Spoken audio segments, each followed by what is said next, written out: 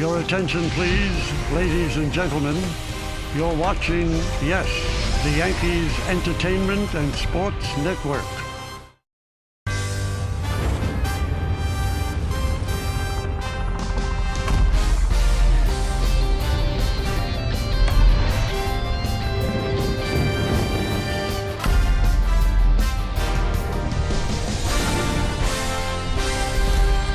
It's another beautiful early evening here in Baltimore. And if you're a Yankee pitcher right now, you want to run to the mound the way this team is playing. Jameson Taillon, he can't wait. So he told me to say, it is time for baseball, as the Yes Network presents New York Yankees baseball. It's the New York Yankees against the Baltimore Orioles in the second game of a 4-game set from Oriole Park at Camden Yards in Baltimore, Maryland. Hello, everybody, and welcome to Yankees baseball, along with Cameron Maben and Carlos Beltran. I'm Michael Kay. Yankees keep rolling. Yesterday, Josh Donaldson in the middle of it, as he has been for a long time now. And the key is he's not just doing it offensively, but he's doing it on the other side of the ball, too. This is a special guy. We rave about Aaron Judge and Giancarlo Stanton, but Josh Donaldson, a huge piece of this puzzle. We know he can swing it, but one thing he's been doing an outstanding job of is bringing the leather. You see that right there, flashing the arm, making plays. And when you make good plays on defense, it usually translates into great offense. And we see him do that. He's behind the baseball. He's getting that foot down.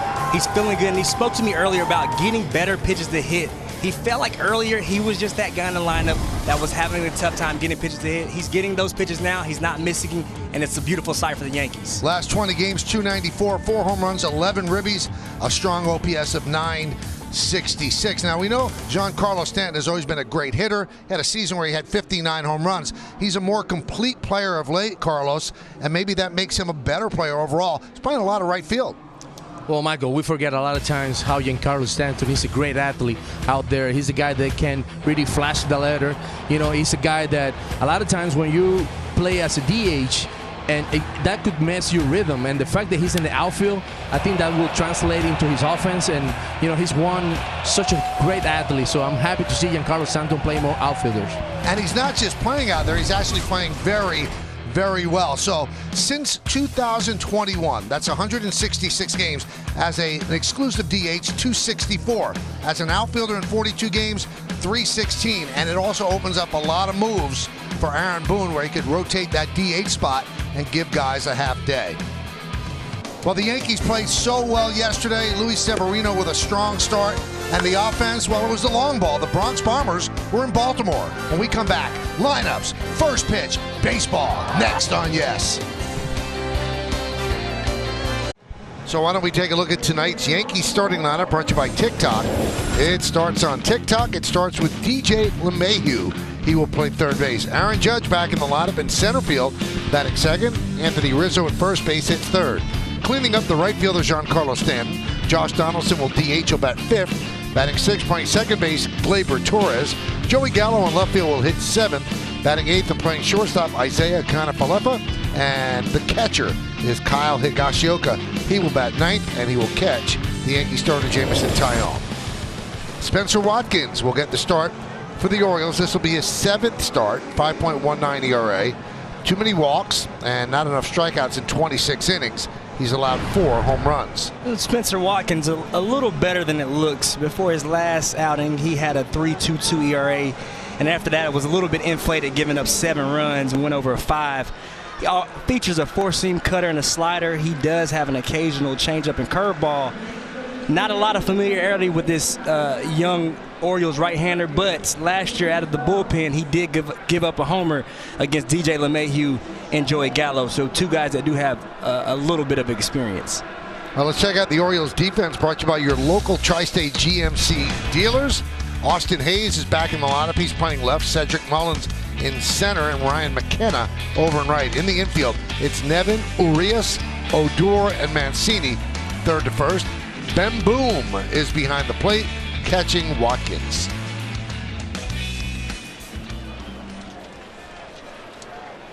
Well, the Yankees took last night's game 6-2.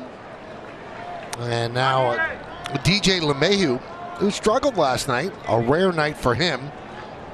3 strikeouts. He's digging in. He is ready. Watkins is ready. And let's do it here in Baltimore. First pitch is swung on and lofted foul into the seats on the right side.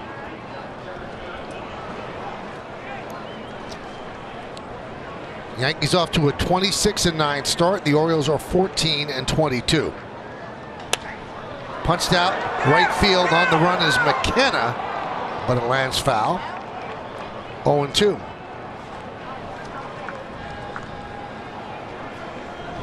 Home plate umpire is Carlos Torres, and if you're a hitter, you like Carlos a lot.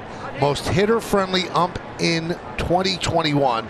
He has a tight zone on left-handed batters, and Carlos is in his 8th Major League season. Dan Merzel, the first base umpire. Manny Gonzalez at second. Chris Conroy is at third. The 0-2. Fouled away. I love seeing a hitter-friendly umpire scouting report. How that holds up, we will see. Well, we're those when we play.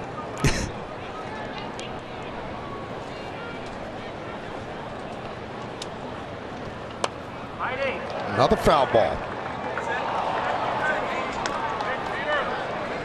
Well, Cameron mentioned his last start, May 11th at St. Louis. He kind of got roughed up, and that has skewed his statistics. He had pitched very well before that. 3 2/3 innings, 8 hits, and 7 runs against the Cardinals. The 0-2. Watkins, 29 years old, second big league season.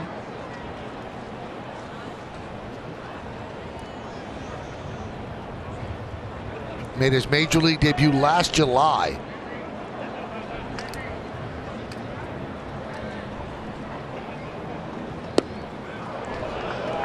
Two and two. Spent 2 months in the rotation last year, had an ERA over 7, was sent down to the minors in late August, came back up in mid-September, finished the season in the bullpen as LeMahieu gets plunked.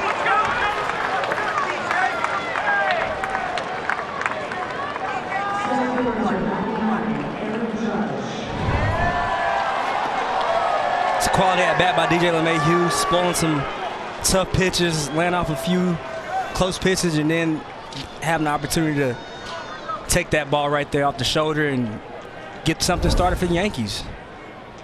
That's what you want early in the game. Runners on bases, create some traffic early. Here's Aaron Judge, fresh off a day off yesterday.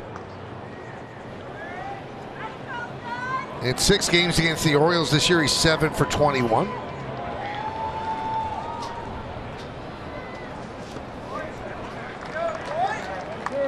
Now the Orioles have 3 home runs to left here at Camden Yards. An opposing player has not hit a home run to left field so far in the early going. You would think that Judge and Stanton or Donaldson would have a chance.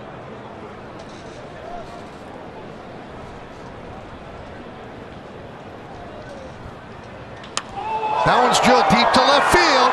Going back, Hayes looking up, and it's off the wall. LeMahieu rounds third. He is going to score.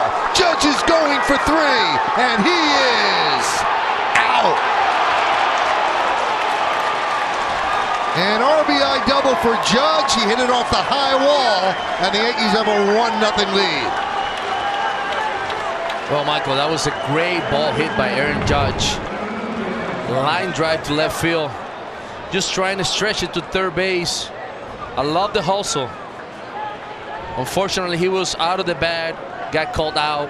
You could see a little bit of the frustration on Judge being thrown out at third base. But at the end of the day, I like the hustle. Boy, I wonder if he got in and then came off the bag. Because he's in there. Yeah, he's in there. And now does he disconnect? Yeah, I guess he did right there. Because he did make it.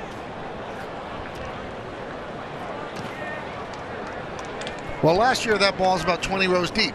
Way back last year. I mean, you see that hanging, breaking ball up in the zone. Absolutely punished by Aaron Judge, and there you go, right there. I mean, the wall, you know, saving the Orioles from a opponent homer.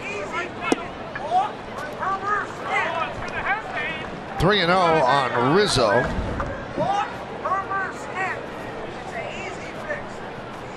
100.8 miles per hour off the bat. 30-degree launch angle, usually a homer. There's a strike.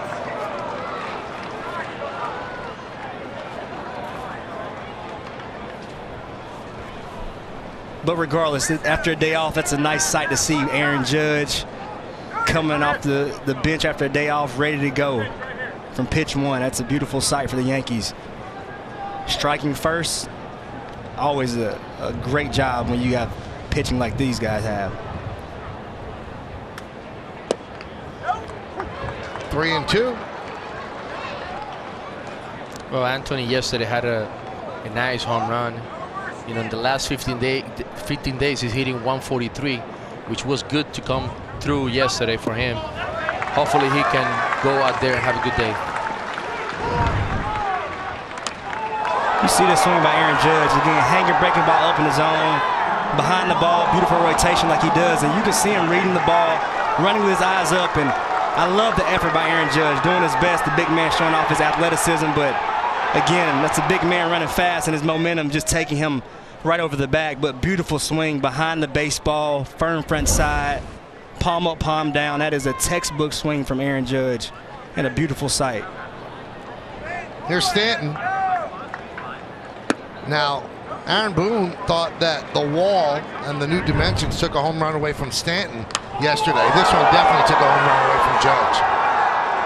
Yeah, that's a ball that is like on top of the wall. You know, the fact that they moved those fences back and they raised that wall to 13 feet compared to last year, there's no doubt that ball would have been out.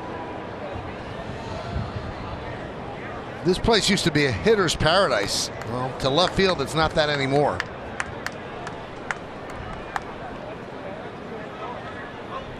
I mean, that ball by Judge is well gone in Yankee Stadium. 384 down the line. That's a long way right there. Next to the pole.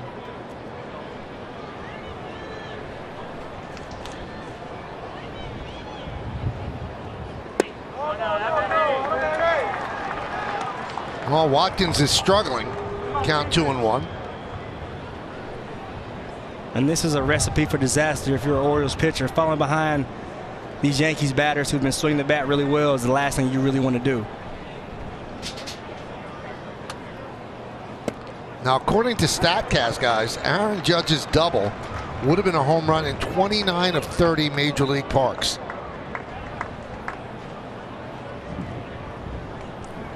You know, when you get into the analytics of it, any ball hit 100 to 105 over a 30-degree launch angle or 30-degree launch angle usually is a homer, and that ball was absolutely hit.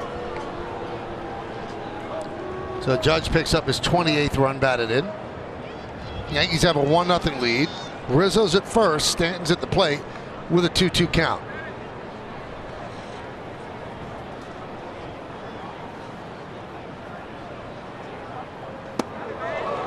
Three and two.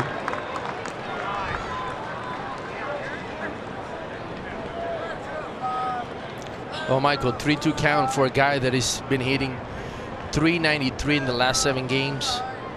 This is a good count right here to really hit the ball. Runner goes. Pitch is low, so a walk to Stanton. So it has not been a pretty start for Watkins.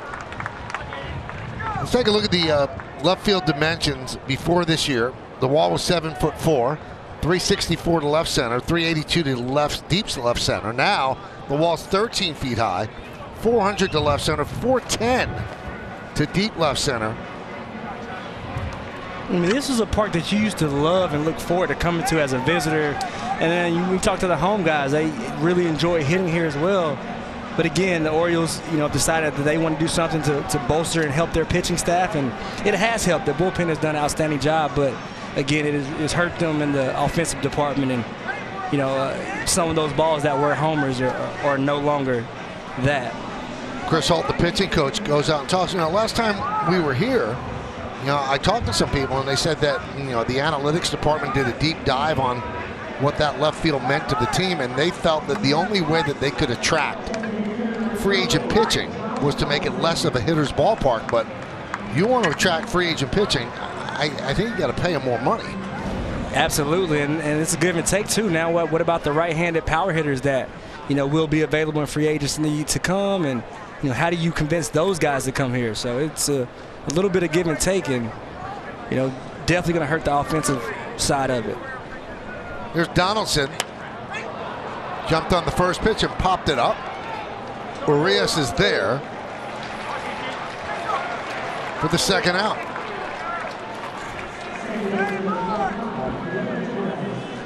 It's time to take a look at the keys to the game, brought to you by your local Kia dealers. Keys to the game, catchers on the board. You saw Trevino last night with the first homer, not only for himself, but for the catchers. And again, attacking this lineup. Yankees pitchers doing an outstanding job of getting ahead, getting strike one, not allowing free passes.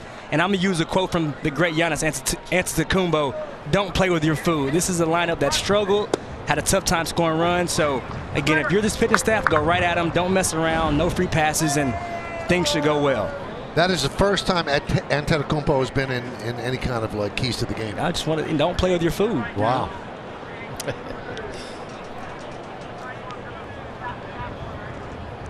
All right, what's his favorite food? His favorite snack? The opposing teams. No, Orioles. Oreos? Oreos, not Orioles. Eats them by the bag. It's a good snack, man.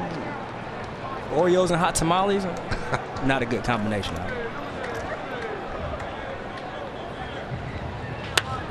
Grounded right to first. Mancini's there, and he beats Glaber to the bag, and that'll do it. So the Yankees get one run on one hit, 2 men left. Yankees won. Orioles coming to bat.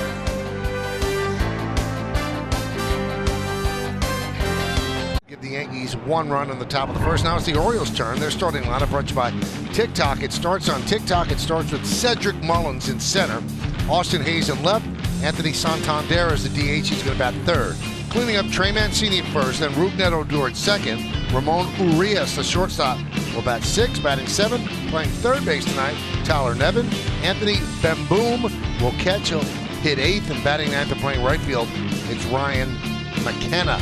They're going to face Jameson Taillon. This will be his 7th start. He's 3-1 in the previous 6, 2.93. All of his numbers are very, very good. Let's take a look at the scouting report. Jameson Taillon, 6 for 6. He's allowed 2 runs or fewer in all 6 starts this year.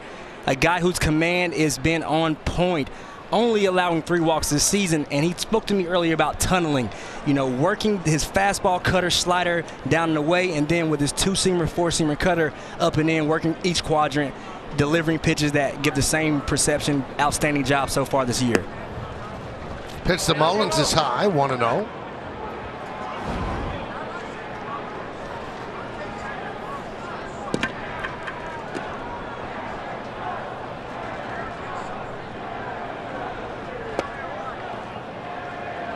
I had an opportunity to talk to Jameson in the last 2 days and asked him what was really helping him, you know, be consistent. And he talked about that tunneling. And I asked him, what did that mean? And he said, you know, it means throwing the different quadrants of the zone with certain pitches, and they all look the same out the hand. Giving that perception of that 4-seamer or that 2-seamer, whether it's in, whether it's down and away, how it's opened up the plate for him. It's getting him a lot of outs this year, and he's really had success with it.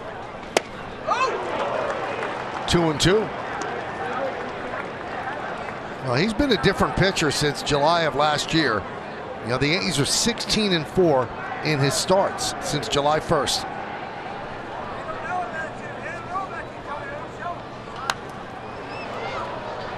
I spoke with Trevino today, and you know, he really just raved about, you know, this is a guy he believes that doesn't get the credit for, you know, having the command that he does. He talked about, you know, how great his command is as a pitcher, and how big that's been for his success, and you've seen it thus far. Missed upstairs, 3-2 on Mullins. Mullins has hurt the Yankees in the past, but this year not so much. 3 for 27 so far this season. That's 111.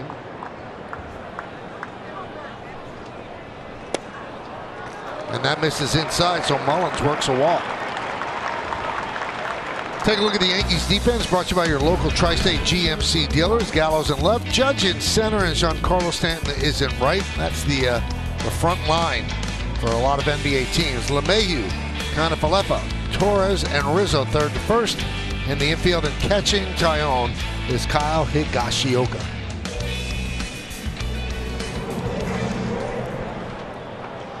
So here's Austin Hayes, hitless in his last 14 at-bats.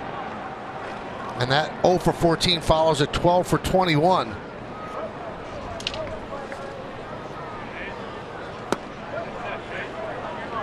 It's really incredible that you guys don't lose your mind the way baseball is. You know, you're hitting over 500 for a while, and then you're dropping 0 for 14 after that. You just can't figure it out.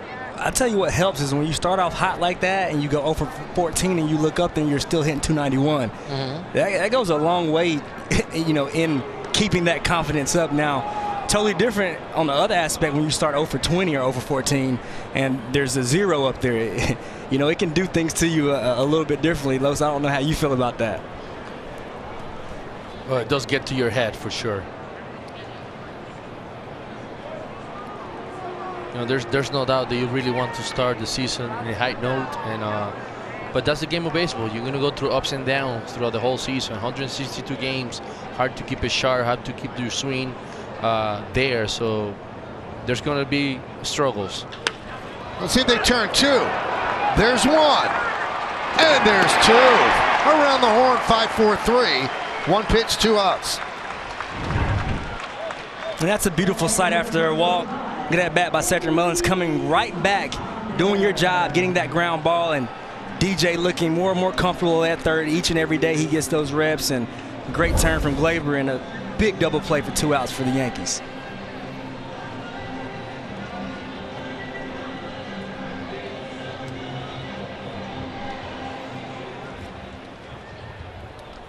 So here is Anthony Santander. He's homered 3 times in his last 4 games. He had 2 in last night's game, 1 from each side of the plate. That one is ripped down the right field line, but hooking foul. Well, Michael, based on yesterday's swings on Santander, there's no doubt that he feels good at the plate. In order to hit a home run from the left side, from the right side, you know, now hitting the ball foul on the nose. This is a guy that you have to look up, and you don't want this guy to beat you tonight.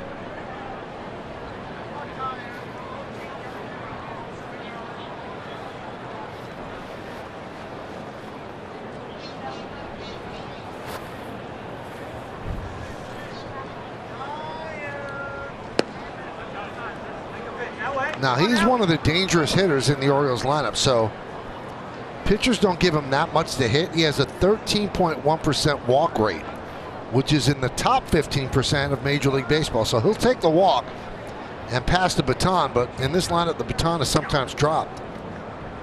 2-1.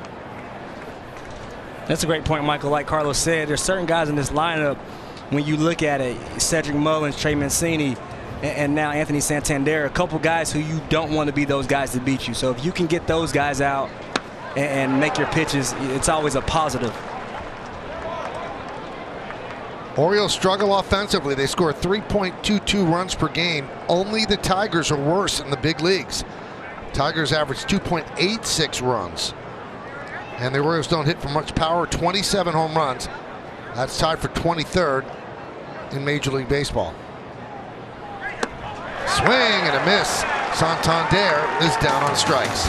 No runs, no hits, no errors, and nobody left on base. We played 1. Yankees lead 1-0. Make every moment more. Buy Cadillac, gravitate to greatness, and visit your Tri-State Cadillac dealer today.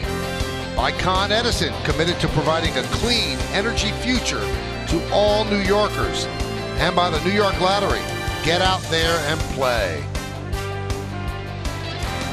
Some of the greats that have donned the uniforms of the Yankees and the Orioles.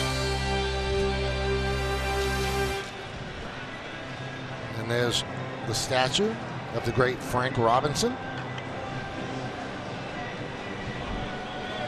That's out in left center field, beyond the bullpens.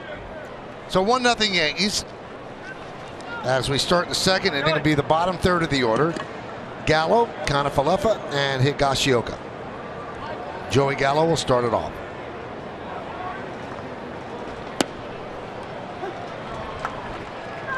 And Joey Gallo was interviewed by Randy Miller of NJ.com, and he said, yeah, I'd like to be DJ LeMahieu.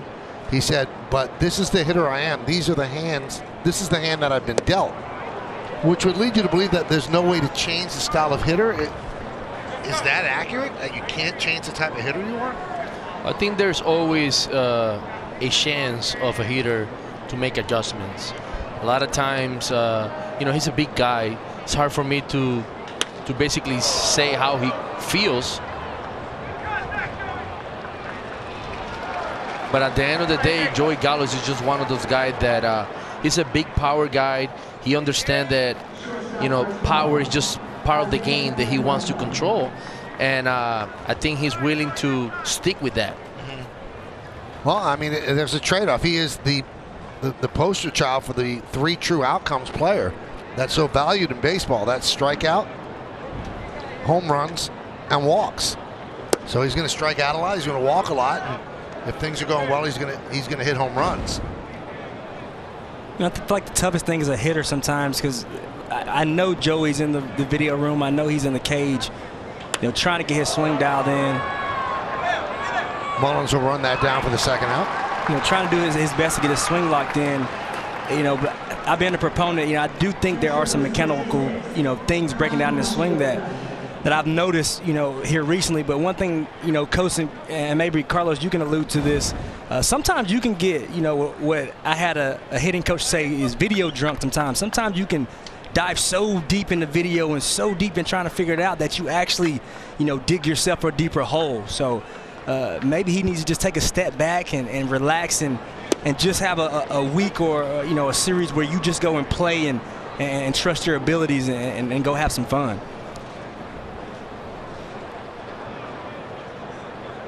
Oh, 0-1 on Higashioka. High fly ball right center. McKenna is there as the Yankees go down in order on 7 pitches from Watkins. We'll go to the bottom of the second. It's 1-0 Yanks.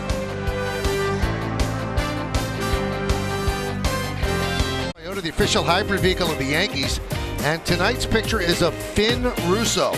Finn was named after his great-grandfather, who was also a huge Yankees fan. Look at Finn. He's all happy with his Yankee onesie on. Cameron wears that to bed each night. Especially in the wintertime. It's cold, yeah. Oh, and in the mountains, got a few different ones I like to go to. Use the hashtag Target of Pinstripe Pride. Post your picture to social media to reflect your love for the Yankees, and we might spotlight you in a future game, like we did with Finn. Trey Mancini will lead off the bottom of the second inning against Tyone. 1-0.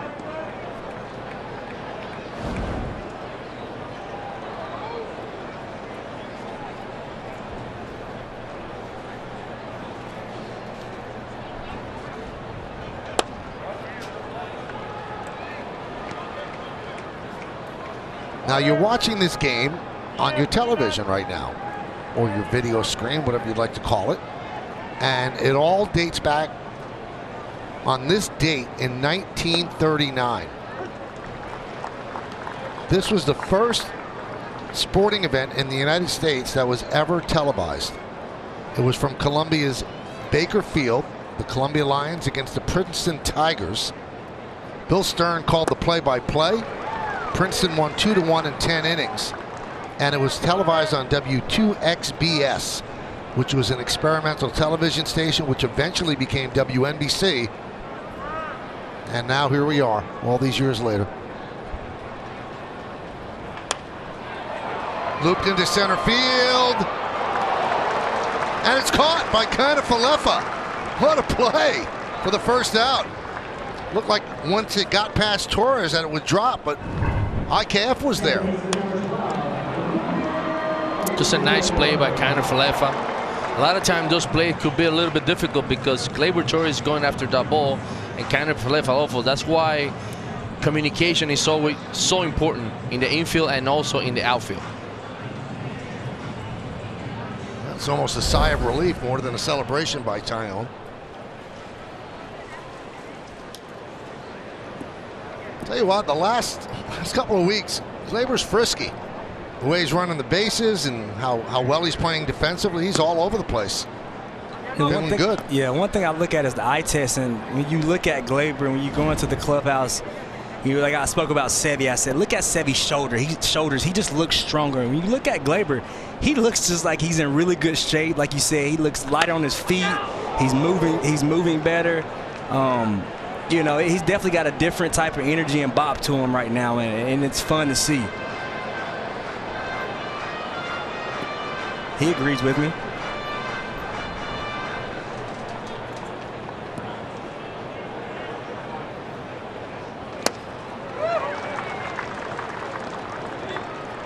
Meredith, you spoke to Gleyber.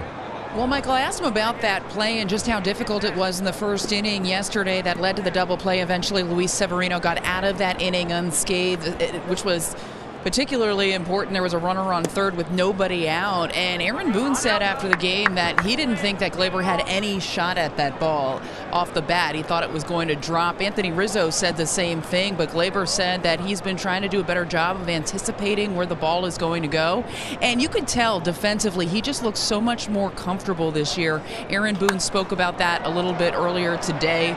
Last year at shortstop, we saw at times he just did not seem as though he was smooth out there, did not feel comfortable, and at times it carried over to him at the plate offensively, and overall on both sides of the ball he just seems to be in a groove.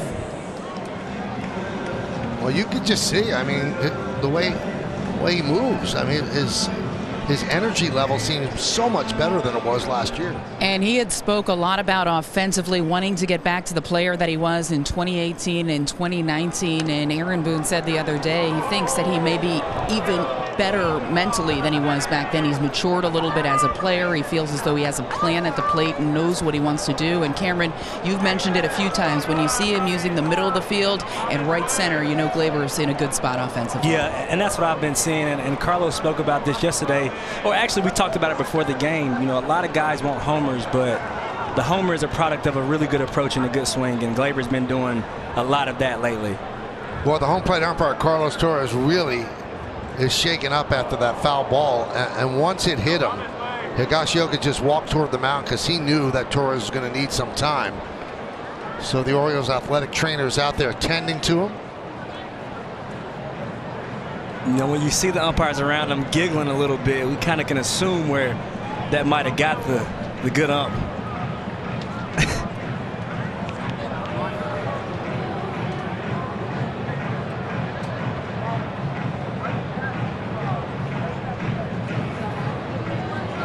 Now, one of the umpires looks as if, oh, he's just getting a bottle of water for Torres. When you see an umpire walk toward the dugout, you wonder, are they changing into the home plate umpire's gear? It looks like Torres is going to stay and get a drink of water.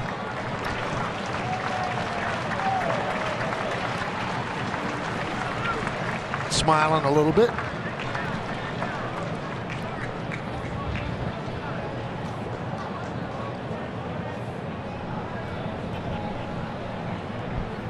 So just out of deference to those out there that might feel the pain viscerally, we will not show you a replay of that. But as Cameron said, you can assume where he got hit.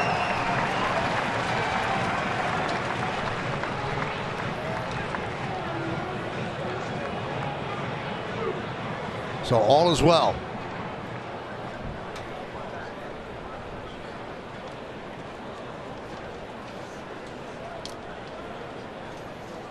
The good thing is that he bounced back. He's back.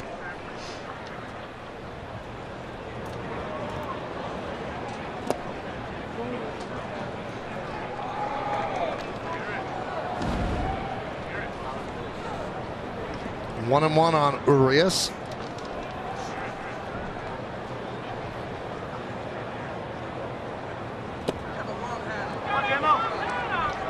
2-1.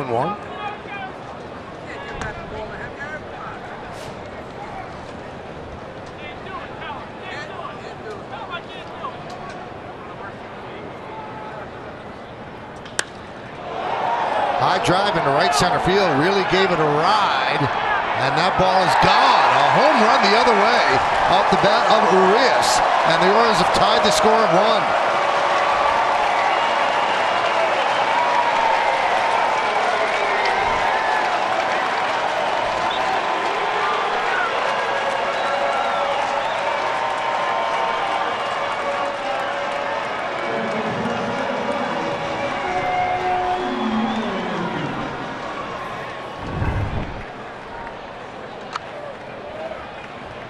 Good swing by Urias, taking the ball to right center for a home run, just tying the game.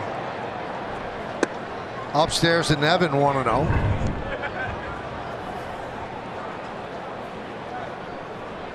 Urias, the second home run of the year, now has 8 runs batted in. If you looking at a home run here at Camden Yards, right field is the way to go. Yep, that's the route. It's interesting talking about a team trying to find their identity. Manager spoke to me, Brandon Hyde, about that earlier. You know, and he said, that one's lined to left field. It's going to dunk in there for a base hit. Nevin makes the turn. He'll stop at first. Gallo gets the ball into second, so a 2-out single. Yeah, Brandon Hyde talked about that earlier with me, and he said, yeah, they moved back to left field and the dimensions have changed, but he said, you know, there's still some good places to hit in this ballpark. Center, right center is still a great approach. So, you know, he was hoping that his guys would get back to that middle of the field approach, and he said, you know, hopefully good things will happen. But, you know, when you change dimensions, it's always a great place to be is in the middle. Here's Anthony Bemboom. 1-1 game, bottom of the second inning. Runner on first, 2 outs. 0-1.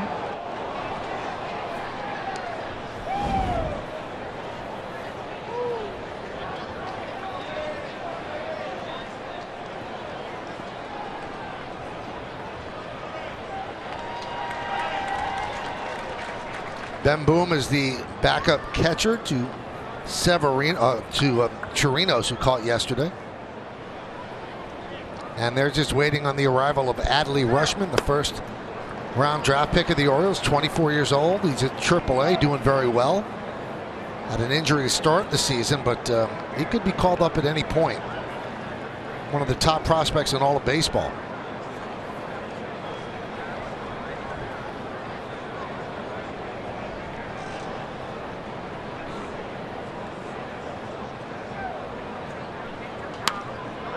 One and two. Well, Michael, this far, Jemison Tyone has been 28% on the fastball, 19% on slider, 19% on sinker, 16% on the cutter, and 13% in the curveball. So to me, he just going to every single pitch early in the game. You know, with that type of fastball, I would prefer to see him throwing more fastball and slider and then show what you have later on than the bats. Fouled away, still 1 and 2. Yeah, Los, you're absolutely right. I think when a guy shows you all his pitches early, you know, you really look forward to the second and third time around. Even throughout the lineup, it gives guys an opportunity to talk about what the slider looks like, what the cutter looks like. So you're right, you know, whenever you can establish, you know, 1 or 2 pitches early and get through the innings with those, it really opens up everything later in the game. 2 and 2. Michael, you spoke about that. Mariano Rivera was clearly Pedro. Yeah, excuse me, Pedro. If he could get through the order, you know, the first time with all heaters, that was a beautiful thing. You see the breakdown right there of his 35 pitches. So the 4-seamer the most, but everything else almost equal billing. 2 balls, 2 strikes, 2 outs in the second. Tapped slowly, but it kicks foul.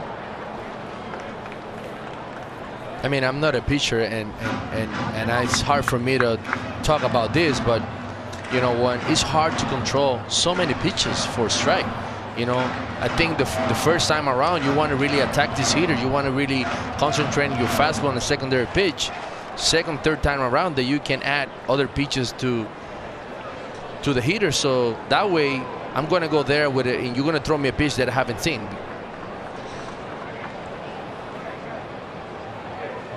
Big right-hander sets. And the 2-2.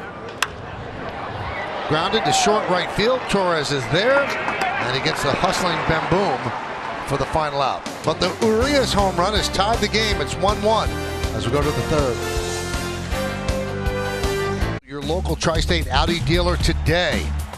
And on this day, in 1998, David Wells, 27 up, 27 down. A perfect game in the Bronx against the Minnesota Twins. Was he dealing that day? That whole year he was dealing. 11 strikeouts, 9 innings, first perfect game by a Yankee since Don Larson in '56. And the very next year, David Cohn said, "Hold my beer." And he did the same thing, a perfect game. That was against the Montreal Expos. And later in that season, David Wells took another perfect game into the 7th inning against the Oakland Athletics. That's how good he was that year.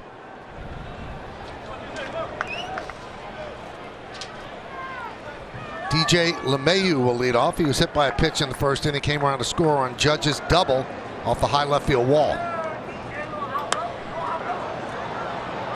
Fly ball, center field. Mullins there, puts it away. 1 pitch, 1 out.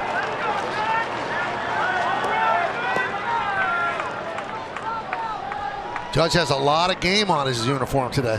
I love seeing that. That was one of my favorite things to do, was to go in the clubhouse after a game and hand my uniform to the clubbies, and they love seeing you dirty. They love that. You know, it lets everybody know you were putting in some work today, and he's already putting a little bit of work already.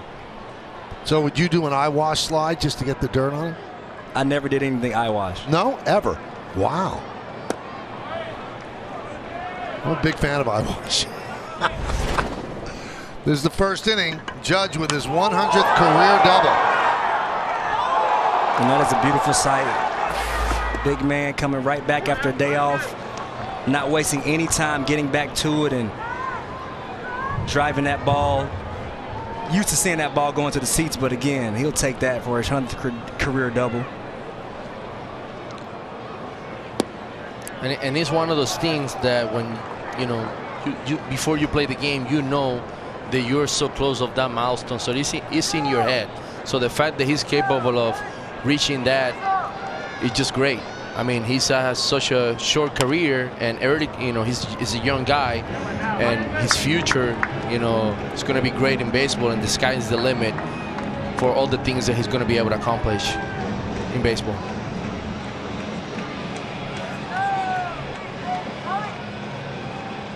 So 2-2 count on Judge.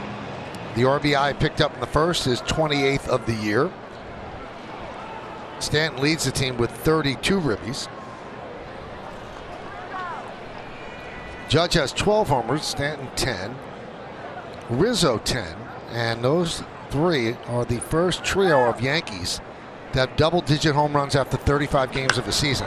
That one's driven deep to right center field. Mullins back, trap, wall, see ya! A home run for Judge. Lucky number 13.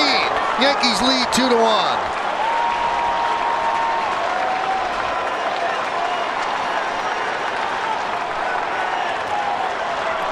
Well, guys, just another tremendous at-bat by Aaron Judge. Just shooting that ball to right field for a home run after a day off yesterday, coming today, feeling fresh, feeling good, feeling sexy at the plate.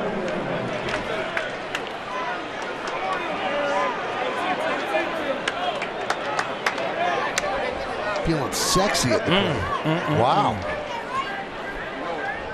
I got those moments, Mike, at some point in my career where I felt sexy at the plate. Really? Yes. Was it a lot or was it just rare?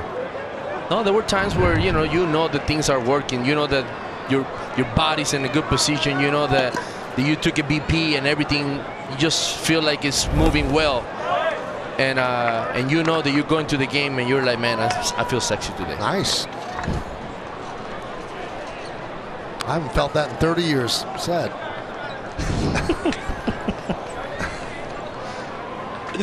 Oh my God.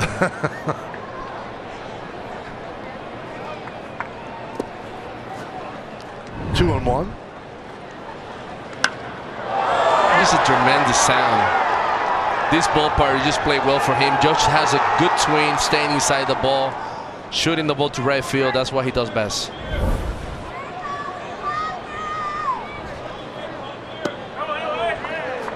Three and one on Rizzo, who walked in the first inning.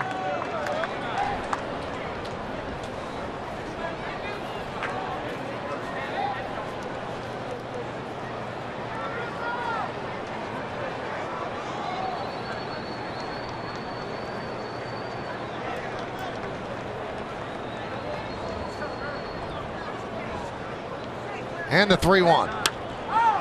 Fly ball left field on the run is Hayes toward the line. He can't get there, and it gets by him.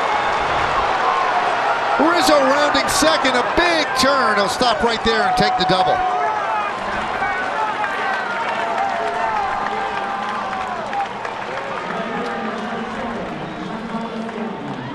And this is what makes Anthony Rizzo so special. We see him stroke up with 2 strikes before, but his ability to use the whole field. And you know, that ball got in on him a little bit, but his ability to stay inside the baseball, put the ball in play, make contact, out the box, he's sniffing it, he smells it. He's talking to that ball. As a hitter, you're yelling, get down, get down, get down. A beautiful sight. Homer last night. You drop one of those in for Anthony Rizzo, and you're starting to feel like things are turning around for you. So great sight from Anthony Rizzo right there. And I saw Judge there say, no, stay at second. I tried to go for third. That wasn't the move. Rizzo had a triple in Chicago. Listen, I talked to Anthony today, and he had a couple things to say to me about, giving him more love about how fast he is and how he got from home to first last night. He told me the next thing that he wants us to debate is, who do we think is faster, him or DJ? I was, surprised that he even questioned it. You would think it's DJ. That's what I would think. But he doesn't. It's not what he believes.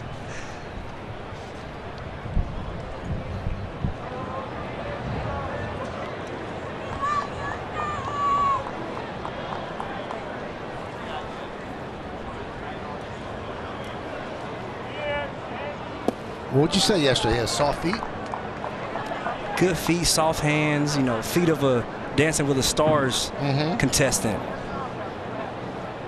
What did I say earlier? He had feet of a cornerback. You know what I mean? Let's say a lineman. Anthony's a sneaky, really, really great athlete. Big guy.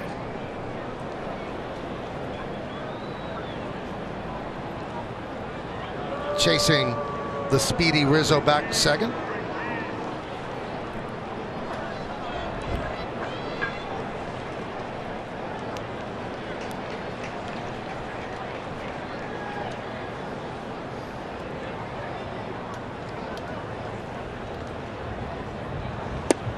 In the old days, they would settle this with a race, but players are so valuable now that you can't risk them pulling a hamstring, and because they want to settle a bet. My question is, would you pay to see that race? No.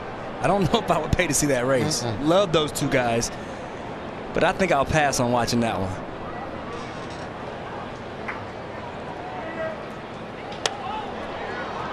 Popped up, shallow right. McKenna makes the play. Now give me LaCastro against a fast guy. I might pay to see that. Let's check out the Genesis League leaders. Aaron Judge sitting atop the leaderboard for all of Major League Baseball with 13. He's having a monster year so far. Then you have Buxton and Alvarez tied with 11, and Stanton and Rizzo tied with 10. So in the top 5, 3 are Bombers.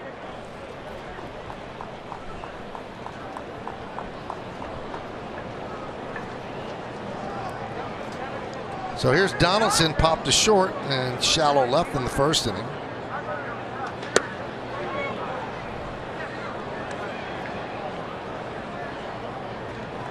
And I remember, Michael, early in the season, there were talks about the offense not performing. And as a player, sometimes, you know that all you need is just few hits here and there. And this offense has been built to hit homers and get in base. Foul down the left field line.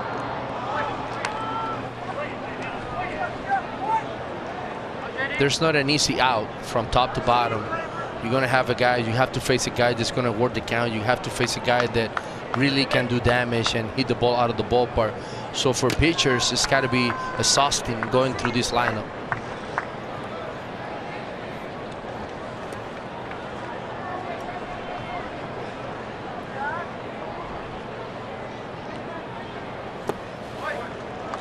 Two and one. And maybe yesterday, the guy that probably you think you have to break, get you deep, Trevino, with a big homer yesterday.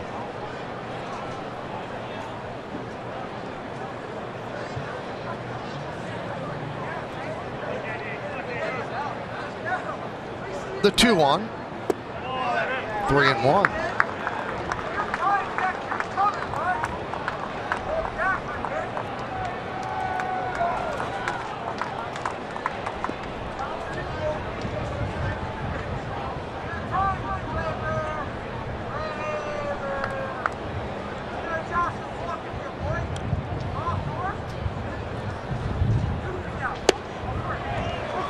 No, it seems just watching, these 3 innings that the Yankees have dominated. It's just 2-1.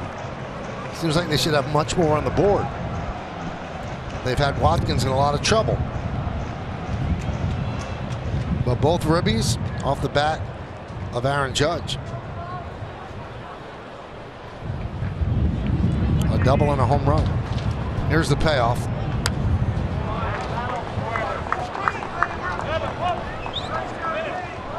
And Donaldson, the last 7 games, he's hitting .333. So seems like Donaldson is starting to feel better at the plate. After starting the season slow, now he feels like he's getting back to the rhythm that he needs.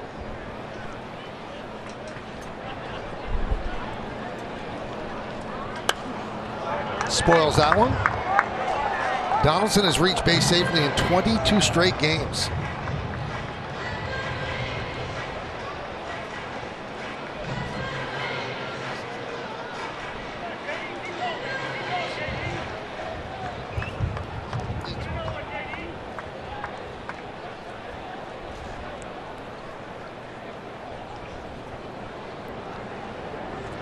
Three-two. And there it is now, 23 straight games reaching base as Donaldson works a walk. It's a quality at bat by Josh Donaldson. Again, he spoke earlier today, and when guys are struggling, we always look for things and try to, pinpoint things of what's going on. And he simply talked about, abbreviated spring training, trying to get his lower half up under him, trying to feel like he was connected with the ground. And then he spoke about just being that guy that he felt like, guys are just making tough pitches on me, and I wasn't getting a lot of pitches to hit. So now he's getting pitches to hit. He's making good on that and doing damage, and it continues to take his walk. So a lot of good things happening for Josh Donaldson right now. Here's Torres. Pitch outside, 1-0. And to your point, Cameron, also, he's new with the New York Yankees, playing in New York also. It's a transition a lot of times when you come to a new team. You got to, just connect with the players, understand, the organization, understand the environment, and that takes time.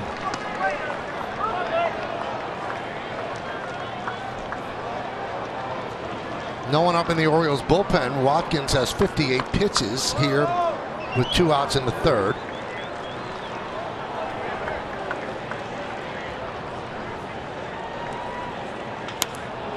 Fly ball left field. Hayes is there and makes the play as the Yankees lead 2, but they get a run. They take the lead. Judge decided with that swing, it's sexy time. A solo home run. Yankees lead 2-1.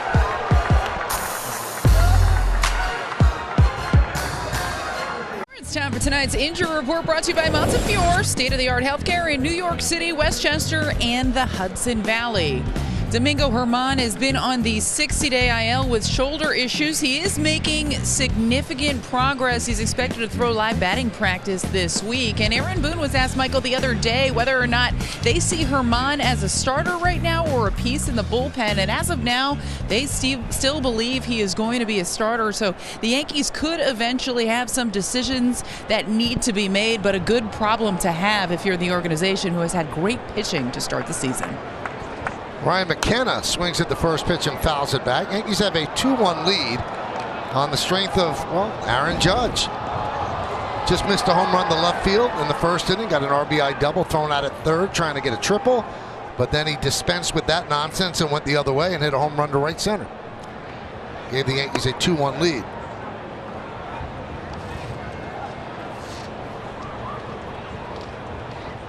It's funny to say that, Aaron Judge has took his offensive game to a whole nother level by simply changing his sights. We watched him for years hit balls, hit homers out to right field. McKenna flies out to Stanton. But, when he realized, a year ago, hey, left field is in play for me. When he decided to start pulling the ball, getting the head out, and really, using the whole field, it's been amazing how much his offensive game has opened up. And you saw it, he used to try to push breaking balls to right field, but now he's catching those breaking balls out front, and and he's hitting, fastball homers to center and right center field. It's just a really good sight, and kind of scary to say a guy like that is taking to his offensive game to a whole nother level. Michael, we were talking about Gallo early, and you were, about adjustments, and I have seen Judge from the beginning, and this is a guy, big guy, power guy, who has really done a lot of adjustment on his swing to basically simplify, his at bat, simplify the way he look at pitchers, simplify basically staying in the middle of the field. So the fact that a lot of times, players and hitters think that this is who I am and this is the guy that you have, a lot of times, you could put a little bit of an effort and say, you know what, I can make adjustments. Adjustments are good. And honestly speaking, if you want to have a long career, you have to make those. 1-1. That one is looped into left field. That's going to dunk in for a base hit for Mullins. Well, he also proved something else, Carlos. You can hit 40, 50 home runs and still be a 300 hitter. Doesn't mean you have to hit 190 or 200. You can actually be a productive hitter. I agree with you. Listen, our producer, Troy Benjamin, his favorite player, Dave Winfield, told me when I was in San Diego, I had some time there. He told me it took him 10 years in the big leagues before he realized who he was. He said 10 years he would try a different setup, a different swing, a different approach, put his hands in a different place. Talking about Dave Winfield, Hall of Famer, 10 years dominating, having a lot of success. But he said it wasn't until his 10th year where he finally realized, okay, this is my setup, this is my approach, this is what really, really works. So, you got to be willing to make adjustments, and even Hall of Famers, speak on that.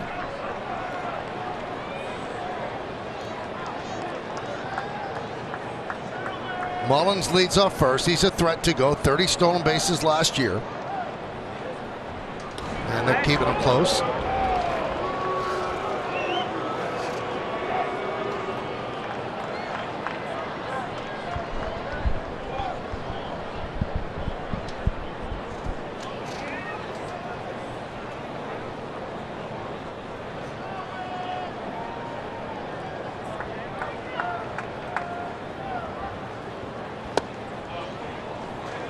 One and 0.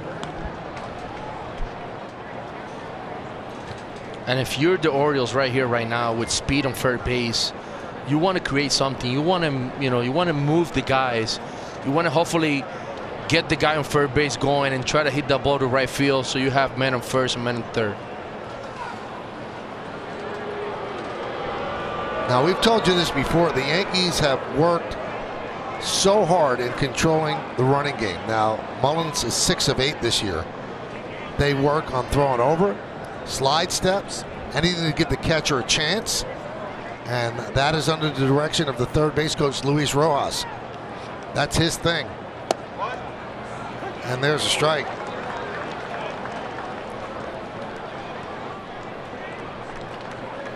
Hayes a guy with pretty good numbers against Tyon, so you also too want to be careful about not worrying too much about the runner. You know, I know Jameson has spoken about trying to implement more slide step to control the running game, but you also have to worry about the guy at the plate who's had some success against you. Fly ball right field, backing up Stanton, and he'll make the play. 2 away. The MLB Ballpark app will complete your next visit to Yankee Stadium. Buy and manage game tickets, unlock offers, access exclusive content, and much more. Download the MLB Ballpark app today.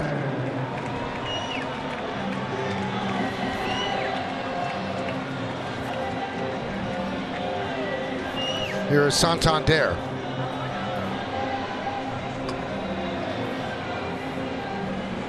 Oh, Michael, it sounds easy to become a switch hitter, right? But require a lot of effort. And, you know, Santander, you know, being able to feel good from the right side and the left side, which tells me that he's spending a lot of time in the cage. You know, in my times, I mean, it really took a lot of time me preparing for the game from both sides of the play, because sometimes, you know, you're facing a righty, but that doesn't mean that a lefty might be in the game and you have to now switch sides. Yankees have 4 outfielders for Santander.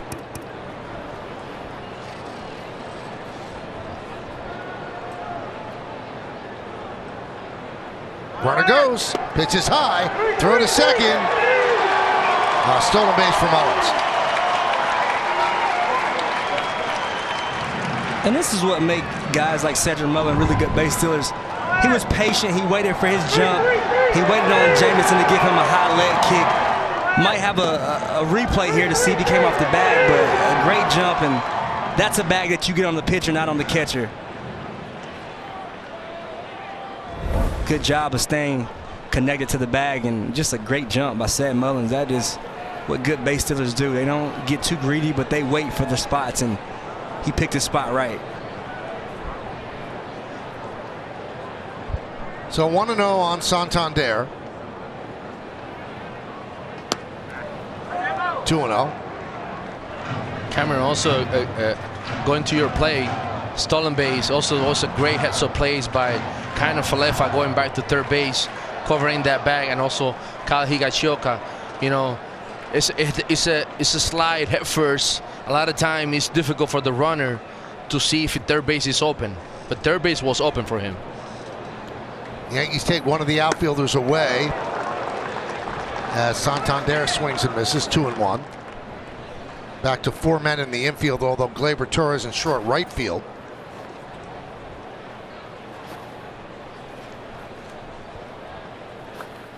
And they do that because with a runner at second, you've got to keep LeMahieu somewhere close to third, because if you play the 3 infield alignment, he's nowhere close to third and give the third base away.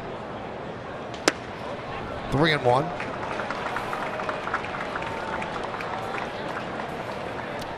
There's so many, right, infield alignments, outfield alignments right now in the game of baseball.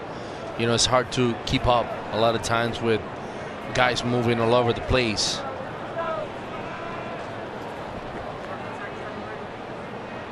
(3-1).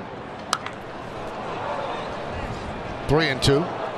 I see you today. A little bit more aggressive on that one right there. You know what? I embarrassed myself yesterday. I want to protect the 2 of you. You're running for the hills yesterday. I like that. Ready to go.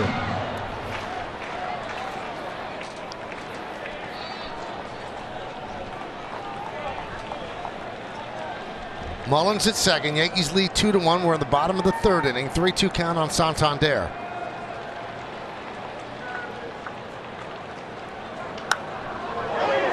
Popped up.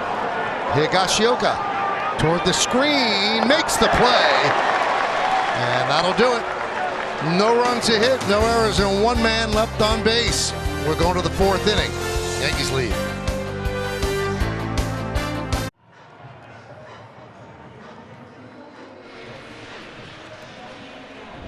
Well, tomorrow night on the Yes app, watch NYCFC hit the road for a battle with DC United. Coverage starts at 7 with the NYCFC pregame.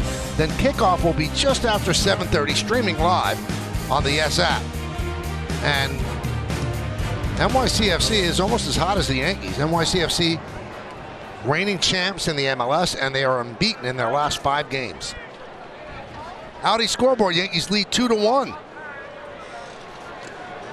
And Joey Gallo will lead off. It'll be the bottom third of the order against Watkins.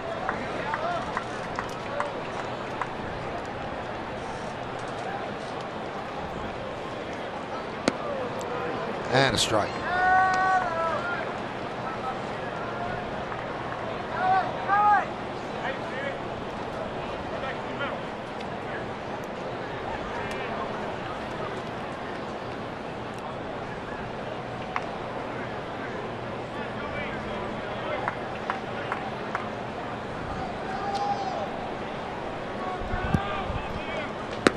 Coming into the game, the Yankees have 52 home runs. That's the most in baseball. And their home runs account for 51.4% of their runs scored. And that's the most in baseball as well. 1-2. But the thing that you see about this team is they are more diverse than previous teams where it's home runs or nothing. They can score in other ways. Yeah, I talk about it a lot. I love the balance that they've added. I love how they have guys who are starring in their roles. You know, you have guys that can go out of the park and hit the long ball, but we speak about Aaron Judge being a complete hitter. We talk about Giancarlo hitting for average. He did it last year as well. People talk about him swinging and missing, but it's a guy who hits for power and average when healthy. And then you add Connor Falefa and Anthony Rizzo. So the balance is there, and it's really fun to watch. Well, Gallo really steaming down the line made Mancini hurry just a bit, one away.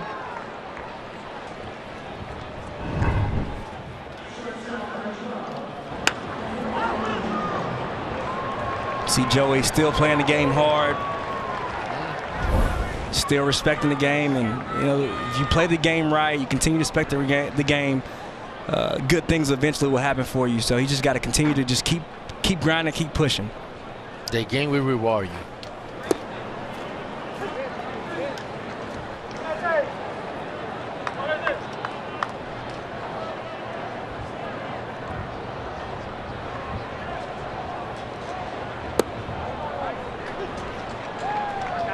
Now, what's the old saying that, you know, there are certain skill sets in sports that you can't create, you have to have them, but the one thing that you can control is effort. Everybody can give effort. Everybody can't hit home runs, everybody can't hit 320, but everybody could play hard. Derek Jeter used to say that.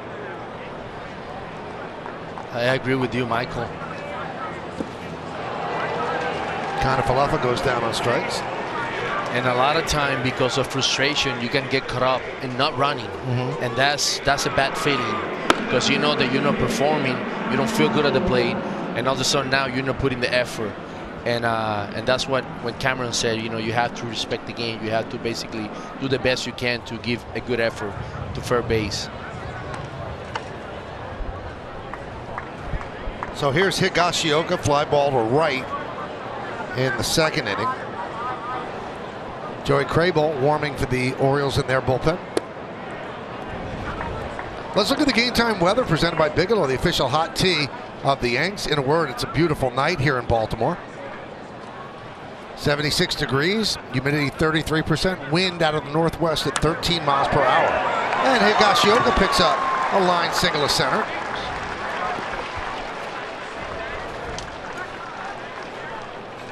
Very quietly, he's starting to pick it up just a bit. He's now 7 for his last 27. Just a good way, waiting on that curveball and shooting the ball to the middle. And that's an approach that you need to have when you don't play every day.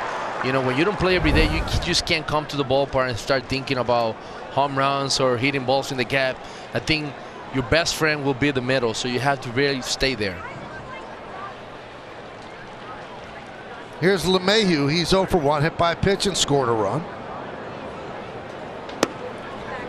There's a strike.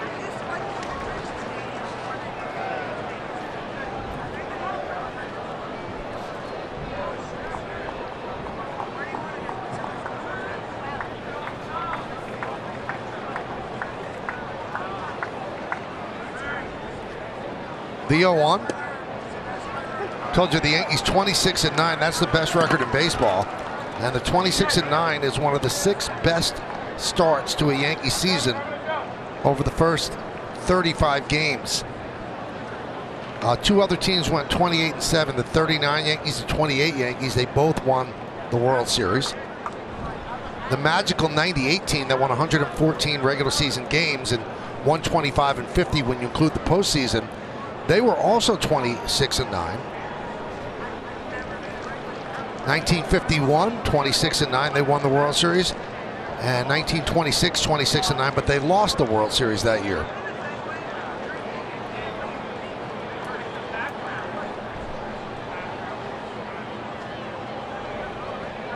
You know, an interesting note, the 1984 Tigers, who were just an amazing team, they went on to win the World Series. They started the season 35-5. And after that point, they played 500 baseball the rest of the way. So if you get off to a great start, I'm not saying you can coast, but it does give you some leeway if you run into any slides. And you will, as a team, you will go through ups and downs. There's a ground ball to second. Odor will get LeMahieu, and that will do it. No runs a hit, no errors, and 1 man left on base. We go to the bottom of the 4th inning.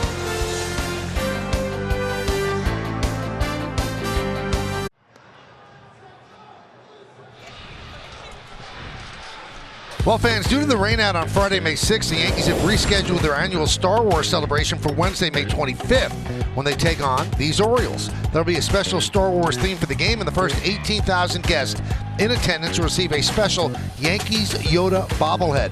Tickets are going fast, so make sure you get yours today for the rescheduled Star Wars night at Yankees.com. Trey Mancini will lead off the bottom of the 4th inning. Yankees hold a 2-1 lead. Mancini popped to short in his at-bat in the second. And he swings and misses at the first offering from Tyone, 0-1. Audi scoreboard, 2-1 Yanks.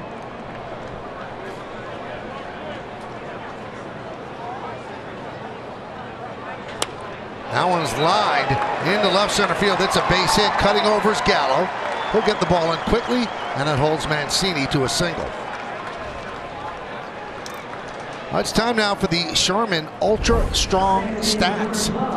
Yankees 100 runs allowed through the first 35 games. That's the fewest in Yankees history. Now, this staff has been lagging behind the 1958 staff, but they finally caught up. 100 runs allowed through the first 35. No other staff has given up fewer runs than that. So Aaron Boone and Matt Blake and the entire Yankee organization has done a great job with this pitching, the starting and the bullpen as well. Coming into this game, the rotation at a 2.88 ERA collectively. Skied into left field. That's going to be a fair ball. It rolls into foul territory. Mancini is going to be held at third as Gallo gets the ball in. It's a double for Odor.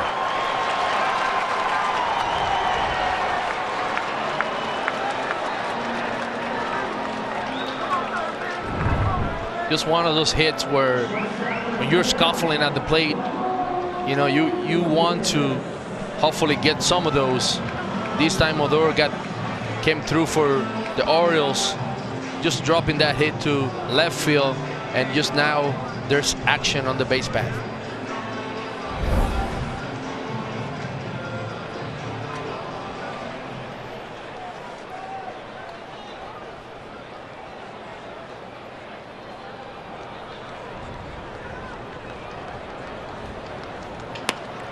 Grounded up the middle, and it's booted by Torres. 1 run scores. Odor will stay at third. It's a tie game at 2, and Arias reaches on what was probably an E4. But it will be an RBI nonetheless.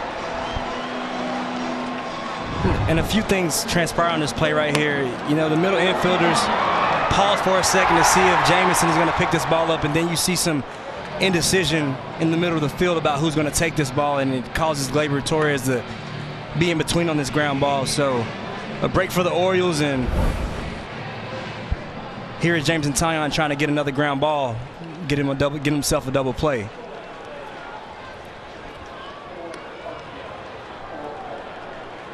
So here is Nevin, and it is an E4 and an RBI as we surmised. Still nobody out.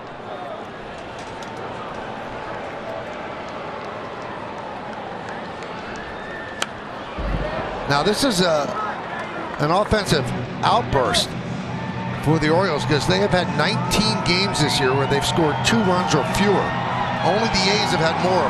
They've had 20 of those games. So they're at their limit right now of 2. You know, what they're doing right now is doing a good job of taking advantage of mistakes. You know, one thing we've seen James and Taillon do is stay out of the middle of the plate, you know, in his past starts. But today, a couple mistakes in the middle right now. Let's see if this could score the run. Judge makes the catch, tagging Urias. The throw, cut off by Rizzo. He throws to first, and the ball gets away from Torres. And the sac fly gives the Orioles a 3-2 lead.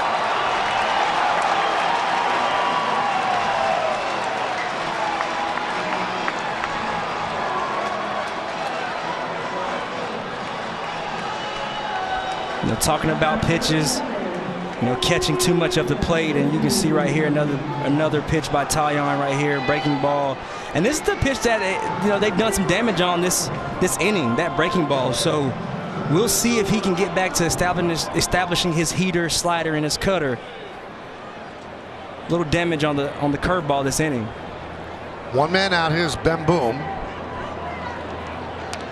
Foul back.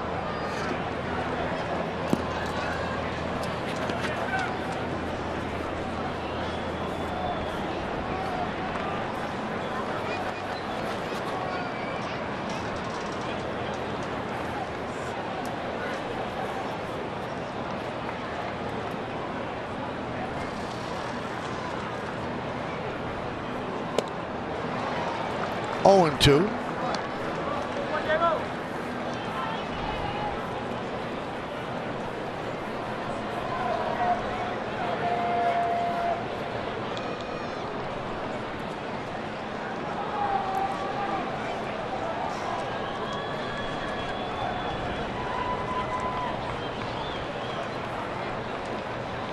And Taillon deals. 1 and 2. You almost get the sense that he doesn't feel great about any specific pitch, so he's kind of like at a buffet. He's taking a little of this, a little of that. Like the roast beef plate doesn't look that great. Yeah, and I think that, you know, that started from the beginning. You know, he has a nice repertoire, but not establishing 1 or 2 pitches early in the game. And, you know, as Carlos talked about, you can lose that feel for all of your pitches. And again, he's been a guy who's pounded the zone, and you're seeing a lot of 2-3 ball counts and guys and hitters count. So just one of those nights right now where he's going to have to battle through and bear down.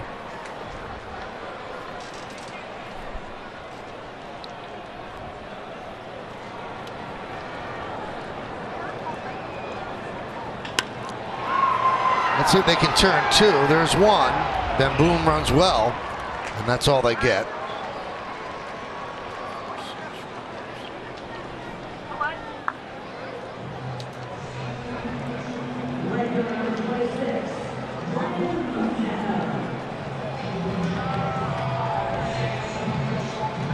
So 2 down, runner on first, and that'll bring up Ryan McKenna. We're in the bottom of the 4th inning, and the Orioles lead the Yankees 3-2, the second game of this 4-game set.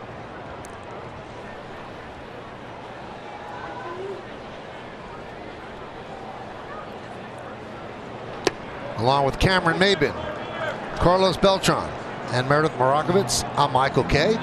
We thank you for spending part of your Tuesday evening with us here on the Yes Network. Bottom of the 4th inning, it's 3-2 Orioles over the Yankees.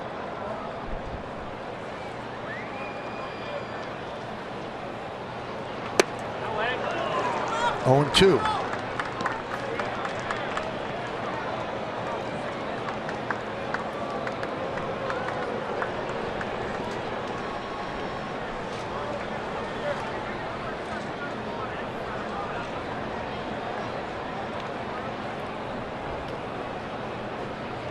Swing and a miss on the slider, and that'll do it. But the Orioles scored 2 runs. They leave 1, and they lead 3-2.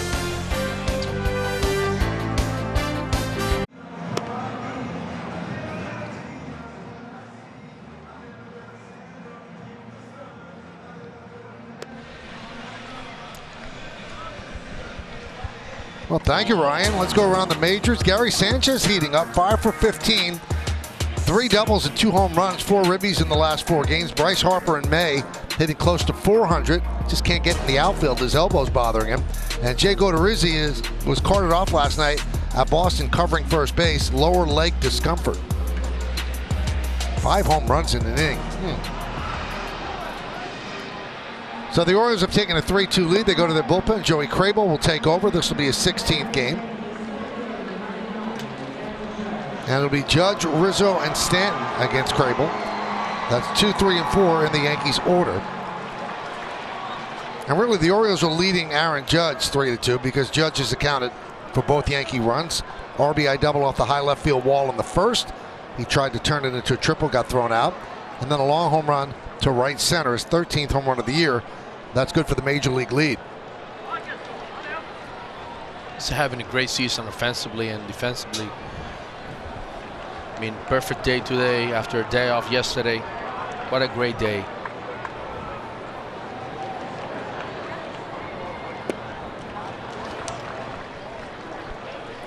Let's take a look at the exit velocity presented by Spectrum Mobile. Go to spectrummobile.com today. 105.5 off the bat, the home run. The distance, it traveled 410 feet.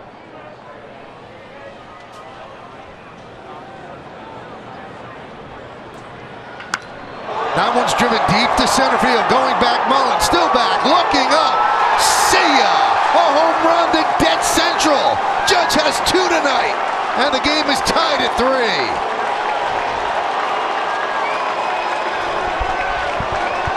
Well, Michael, after a day off yesterday, Judge today coming big. 2 home runs, a double. I mean, basically, he has really taken control of the Yankee offense. 3 runs, all of them by Aaron Judge. He's about a foot away from 3 home runs. And so it's beautiful, you know, a little bit of everything from Judge. You know, missiles to left field, homer to right center, then he comes right back in a beautiful swing on a hanging breaking ball, dead center field. I mean, textbook, just outstanding work by Judge, and great approach, and a big run to put these Yankees right back in the ballgame.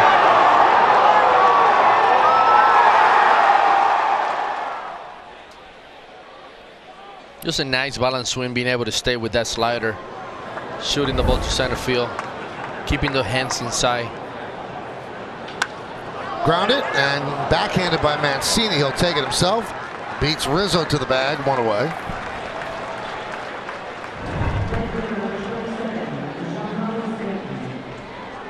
See, back in the days, Josh used to have a big leg kick, right? And then he make that type of adjustment to basically control his body, being able to stay calm at the plate and let the hands work. You know, when you're a big guy, you don't have to really generate. In Josh's case, he had to let the ball travel and just make that impact.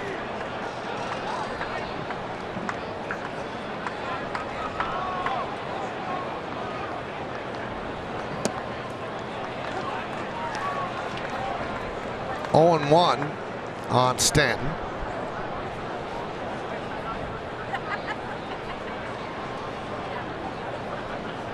Judge now with 30 runs batted in with the 3 tonight. Grounded in the hole and past Urias into left field. A base hit for Stanton.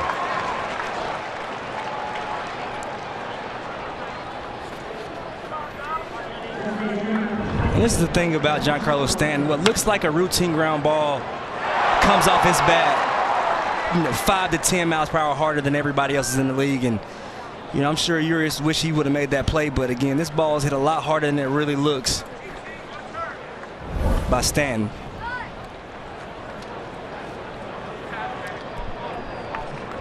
Cameron 109 coming off the bat. Looks like That's a the routine difference. ground ball too, you know. That's the difference between an out and a base hit. Exactly.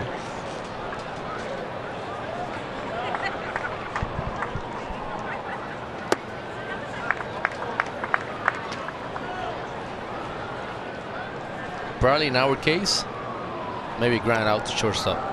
It's out for sure off of my bat. 109, more like, you know, 92.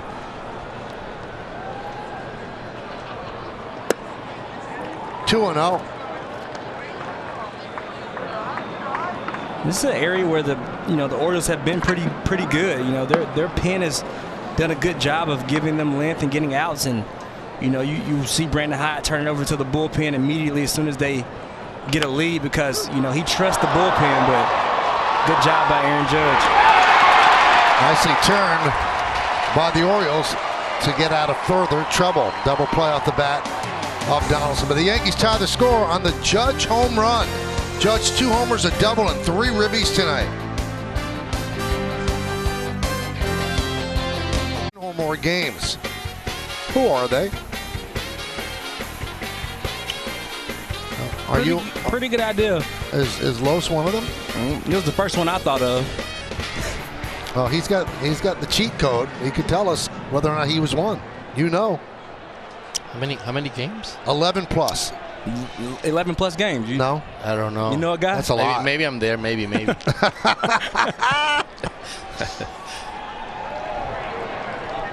Humble as they come, right, yeah, Michael? I love it. Michael, I have to say that, early I made a phone call. I called Steady Eddie before the game starts. Steady Eddie Murray? Yes. Okay. He was one of the guys that I basically reached out to him when I was struggling at the plate, just trying to pick his brain. As a switch hitter, it was, something that was a great resource for me. So, is Eddie Murray there? You would think so, right? I mean, you'd have to say Eddie and Mickey Mantle. I wonder. Well, you're mentioning 2 names. I'm going to pull myself out of the list. You're on that list, man. You are on that list.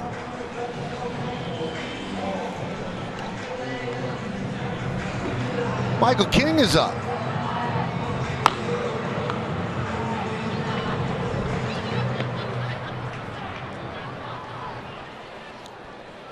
Here's Hayes. I mean, if Judge is going to play like this with the day off, everybody's going to want a day off.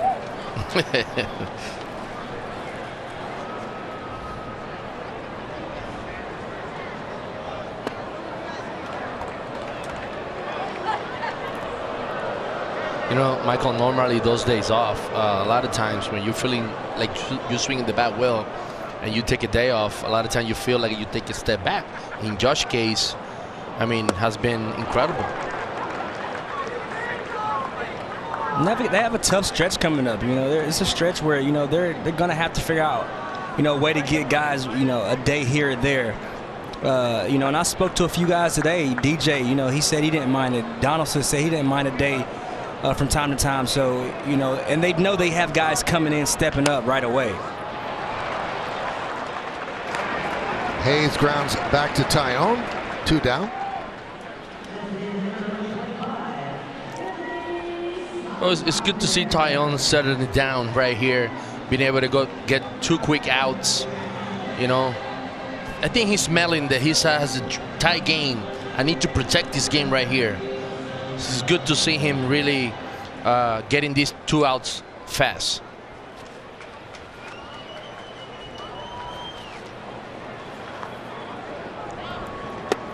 You know what's scary to me, Cam? So after the double, Carlos said that Judge was feeling sexy. 2 homers later, what's he feeling now? Extremely sexy. Smoking.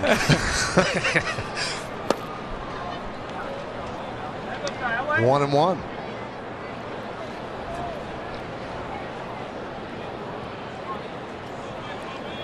Still in the 5th inning, and he has 2 home runs and a double and 3 ribbies. So stick around. 1-1. It's impressive, Michael. I played center field for, I don't know, maybe 12 years, and after that I make an adjustment to go to right after my knee wasn't really holding on.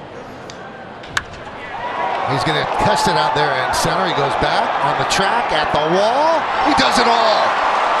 Covering a lot of ground, and he ran it down to retire Santander.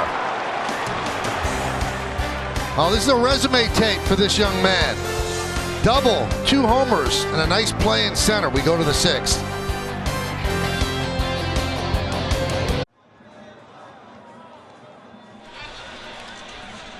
All right, we're all interested in the answer to this one. 5 players have homered from both sides of the plate in 11 or more games. Who are they? So we'll say Mickey, Eddie Murray. Let's say Carlos. Chipper Jones. Chipper Jones, Mark Teixeira. Let's see. Chile. There you are with 12, Carlos. Wow. Nick Swisher with 14. Wow, that's great. Mickey's not on that list. Mark Teixeira with 14. You know why Mickey might not be on that list? They didn't change pitchers as much back then. So he probably faced a right-hander the whole game or a left-hander the whole game. Gleyber Torres hits one against the shift through the vacated hole, a leadoff single against Dylan Tate to start off the 6th inning. And I love that sight from Gleyber Torres leading off this inning. You know, he had a really good swing last at bat. Recognized the breaking ball early, did a good job of staying back, but his balance is so good right now. His head is so quiet at the plate, and he's just taking what the pitchers give him, not trying to do too much. Again, that simple approach. So many good things starting to happen for Gleyber Torres, and it really is a sight to see right now. Montefiore scoreboard, it's 3-3, top of the 6th inning. Yankees in the O's, game 2 of a 4-game set. Yankees won the first one last night. And here's Joey Gallo. Fly ball, left field, deep. Going back is Hayes, plenty of room out there, and he'll make the play for the first out. Michael, and this is tough right here a lot of times because now the fences are back and you're thinking, man, I would have had one right here, right now. Unfortunately, now those fences moving back, just a fly out to left field. Yeah, that looks like it would have gone. But it juts out there from 376 to 398. Here's kind of Falefa, who was 0 for 2. And by the way, we checked it out. Mickey Mantle had 10 of those games where hit one from each side of the plate. And Michael, and going back to the list, a guy that, to me, a lot of times doesn't get the love that he deserves is Eddie Murray. You know, 3,255 hits, 504 home run, 1,917 RBIs, 1,627 run score. I mean, Eddie was a beast, and to do it as a switch hitter, I mean, that's incredible.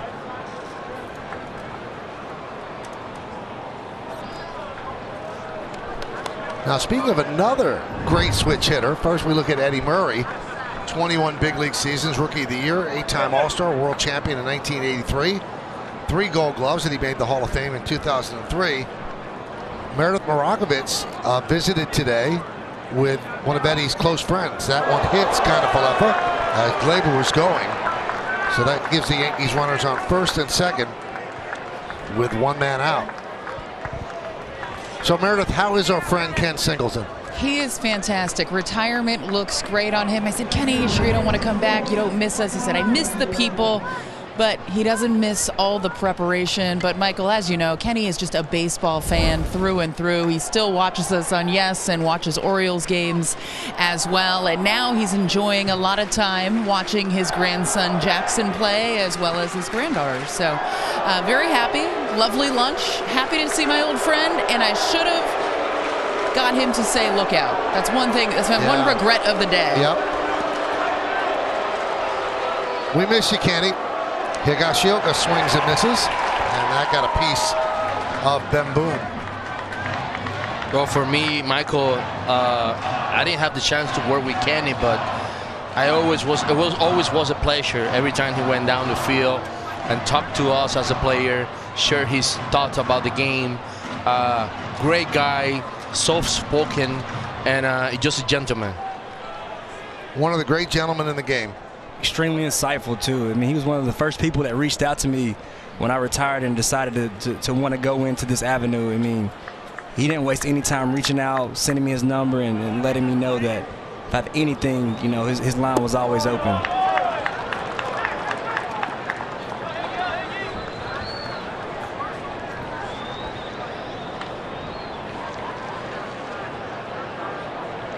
One and one on Higashioka. First and second for the Yankees. 1 man out. 3-3 game in the 6th. Well, they chased back Torres. There was a lot of separation between Torres and the bag, but Odor wasn't there. Michael, and this is a good opportunity for Higashioka to stay with his approach toward the middle. Previous at bat, base hit toward the middle. Now he has an opportunity to open the game. Nice play by Ben Boom to block that. Really good job by Ben Boom, and a really good job of Gleyber out at second base, anticipating the ball in the dirt. As a guy who, was able to stick around because of base running and defense, I love the attention to detail. I love, how Gleyber is locking in on the base path, a part of the game that's so important.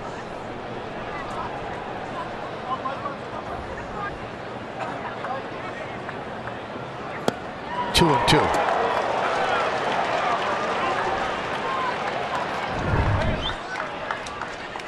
It's not a friendly swing right there. Your helmet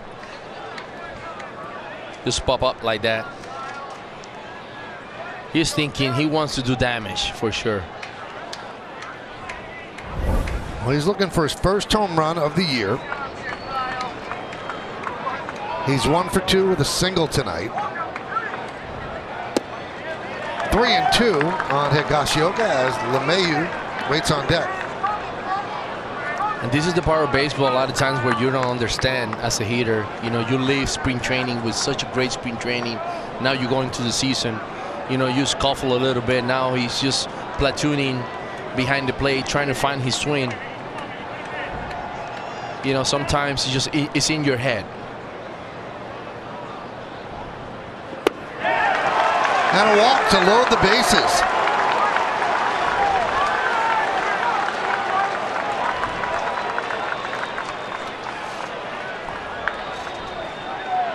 And here comes the pitching coach, Chris Holt. And this is a little bit of the good and bad with Dylan Tate. They really like his stuff. They really love what he has to offer, but at times he can lose it and become a little bit erratic, as you see in this inning.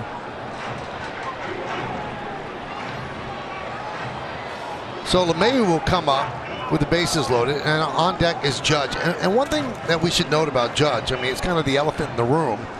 The Yankees made him a really substantial offer before the season began, and he turned it down, so he's electing to become a free agent. And Cameron, all of the pressure then shifted to Judge, because if you don't produce this year, you might get less than what the Yankees offered, and if you do produce, then the world is your oyster. And so far, so good. He has really produced. Yeah, as of now, the only person who who looks like he's the only guy who looks like there has been no pressure. The pressure was coming from us, not accepting that he accepted that deal. But Aaron is showing that he's made the right decision thus far, betting on himself. He is one of the perennial big names in this game, and he's showing exactly why. A guy who can play center, play right, do a little bit of everything. Pitch low, dropped by Ben Boom, 1-0. There's no place to put LeMahieu. Bases loaded with 1 out. This is a good opportunity right here for LeMahieu to get back into the rhythm. Last 7 games hitting just .214. Opportunity right now to open the game, bases loaded. There's a strike, 1-1.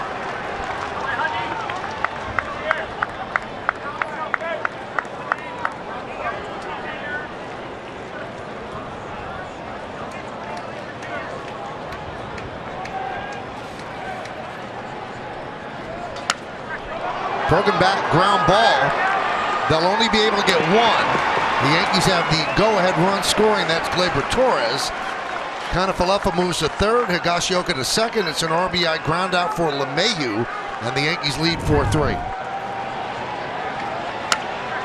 And this is what DJ does really well, putting the ball in play and giving that Yankees the opportunity to score that run to go ahead. And just a great job by DJ, not swinging the bat like he's accustomed to, like he really wants to, but a really good job of making contact, and Gleyber doing his part to get things started this inning. All right, first base is open with 2 outs and a lefty batter on deck, so they're going to try with Judge. 0-1.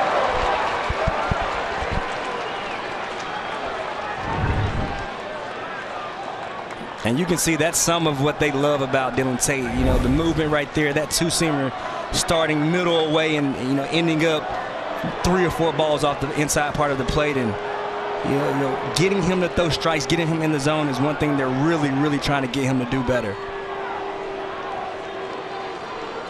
Now Odor, who did this a lot when he was with the Yankees, he comes to the mound to talk with Tate.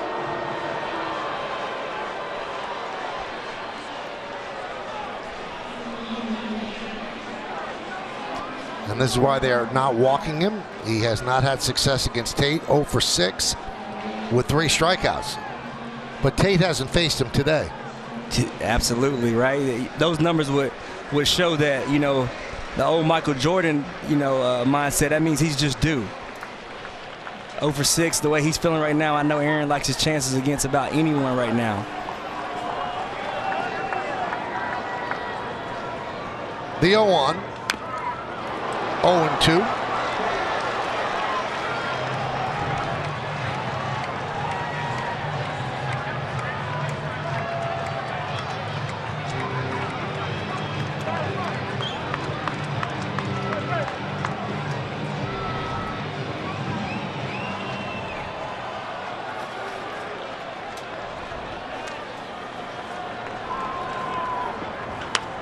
Grounded to third, fielded by Nevin across the diamond. They finally retire Judge, and that'll do it. But the Yankees get a run on 1 hit.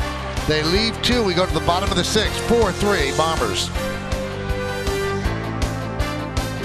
Yankees take on the Orioles in game 3 of this 4-game set. Coverage starts at 6 with batting practice and then the pregame.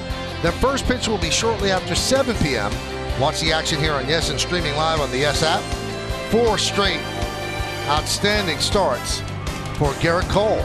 So he'll take the mound tomorrow against Baltimore. Montefiore scoreboard, bottom of the 6th inning. Yankees 4, Orioles 3. This has not been a cruise for Tyone. He's battled. It's kind of a gritty outing. And he has a 1-run lead here in the bottom of the 6th inning. As Mancini takes outside. Yankees poised to go to the bullpen. Michael King has been ready.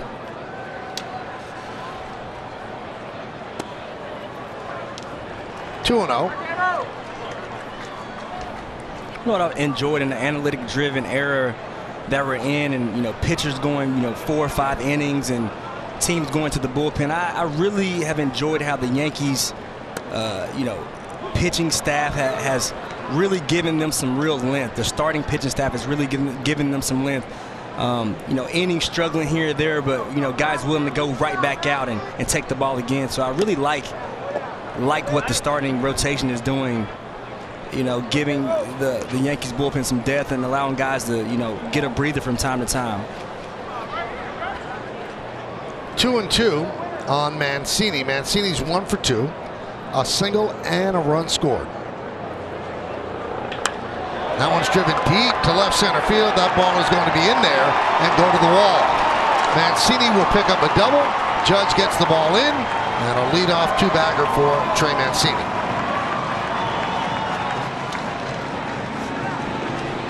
And that'll be the last pitch thrown by Tyone. Michael King is ready. Rougned Odor is coming up. Tying runs at second base for the Orioles. So Aaron Boone has seen enough. As we said, it's been a little bit of a slog for Tyone, but he does turn a lead over to the Yankee bullpen. So that'll do it for the Yankee right-hander. They'll call on King to face Odor when we get back.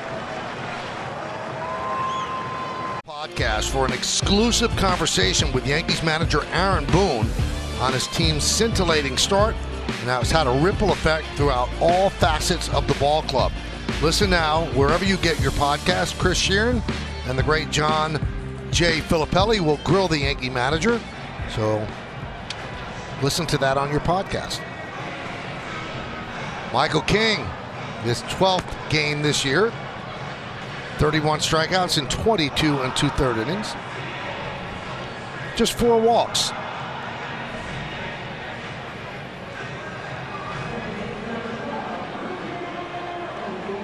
Well, Brandon Hyde's team has really been struggling. He's looking for anything from anyone to break this. And Odor steps in.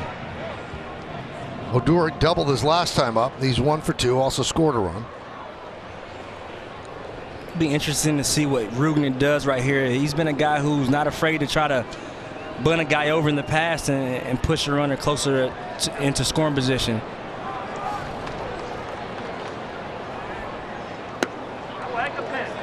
One and 0. Yankee bullpen with a 2.51 ERA. That's collectively. Yeah, and even Odor is hitting 154 in the last 7 games. You just basically can't throw him a fastball right down the middle. This guy has power.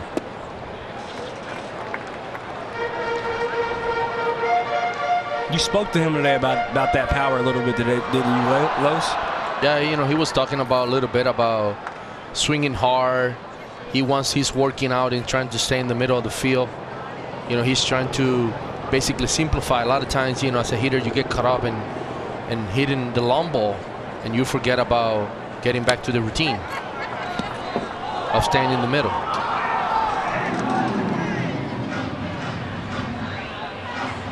Just crazy how, you know, often hitters get into bad habits, right? I played 20 years, and I feel like every single year I was freaking out trying to, you know, simplify my way on the batter's box. 2-1. Change up there, way out in front, 2-2.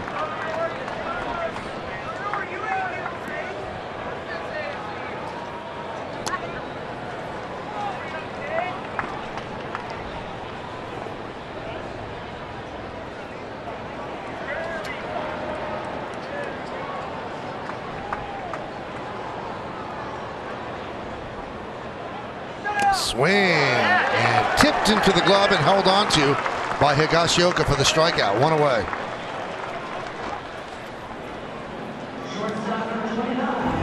And this is the awesome thing about Michael King. He's a guy, when you get runners in scoring position or runners on base, he's the kind of guy that can come right in right away and actually just put a guy away. He's got the swing and miss type of stuff. You know, he's done a really outstanding job for the Yankees bullpen throughout this season, and right there, you've seen why he's been so effective. I mean, he's got that stuff that just absolutely disappears when he gets to the plate, and it's been fun to watch. Just so many weapons for Aaron Boone to go to the bullpen. You know, like you mentioned, King, you know, just great arsenal. You know, a lot of movement on his pitches. So just a guy that you really want on the mound to get you out of this inning.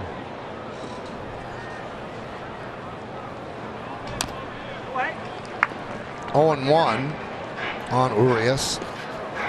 Urias has driven in 2 of the 3 runs for the Orioles, a home run. And then he hit one up the middle that was booted by Gleyber Torres with a runner on third. Run would have scored anyway, but the E4 allowed Urias to reach.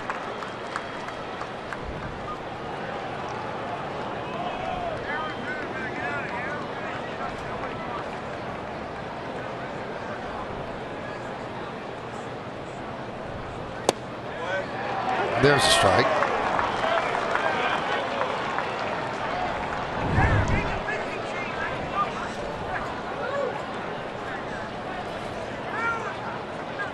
It's a good frame by Kyle behind the plate, just making that ball look even better than what it was. Swing and a miss. Urias down on strikes. 2 away. We talked about Jameson Taillon talking about tunneling. This is a perfect example of a pitcher tunneling. The pitch before, you see a fastball dotted up on the black, and then he throws a slider out of the same exact tunnel. It looks like a fastball out of his hand, but all of a sudden it breaks left extremely hard and disappears. Just nasty from Michael King, and you know, he's impressive. He continues to be extremely impressive to watch. Here's Tyler Nevin. And a strike. I mean, when you can throw that pitch, Los, you can talk about when you can throw that pitch and then a slider right off of that pitch that comes out of the hand and looks like it's in the same exact location, just how difficult that is for a hitter. I mean, it's almost no chance. It's almost no chance. 0-2, throwing strikes, working quickly. So hard for a hitter when you have to face a guy like King, who, like you mentioned, both of his pitches come from the same slot, and you think you have a chance with the fastball, and then all of a sudden the slider's coming. I mean, it makes it so difficult for a hitter to realize and think about, I need to stay with one pitch, but it's hard because he throw both for a strike.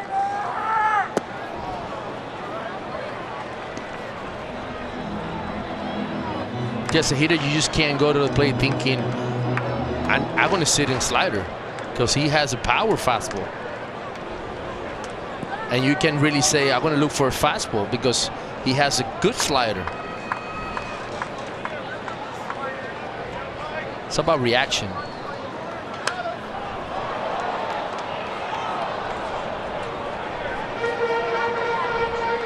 See, yesterday, Cameron, we were talking a little bit about pitchers attacking hitters. Right there, Michael King, just threw a fastball right in the middle. Hitter couldn't really connect to that pitch, so a lot of times you don't have to be fine. All you have to do is basically just throw strikes.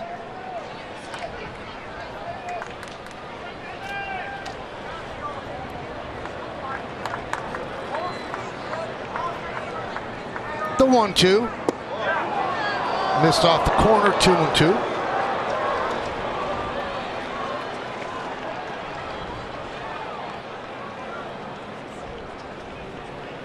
Tyone from participant to very interested observer.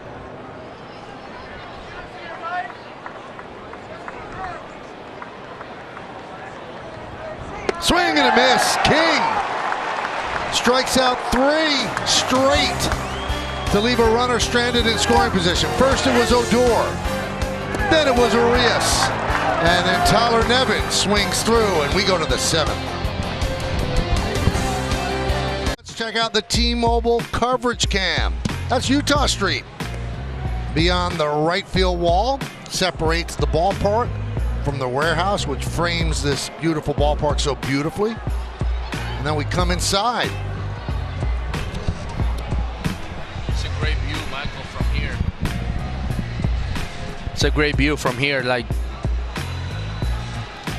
to see those lights in right field. Now, did you ever hit Utah Street? Nah, I didn't have the power to go all the way there. Cadillac scoreboard 4-3, Yankees lead. And Rizzo leads off against Tate. And it's 1-0.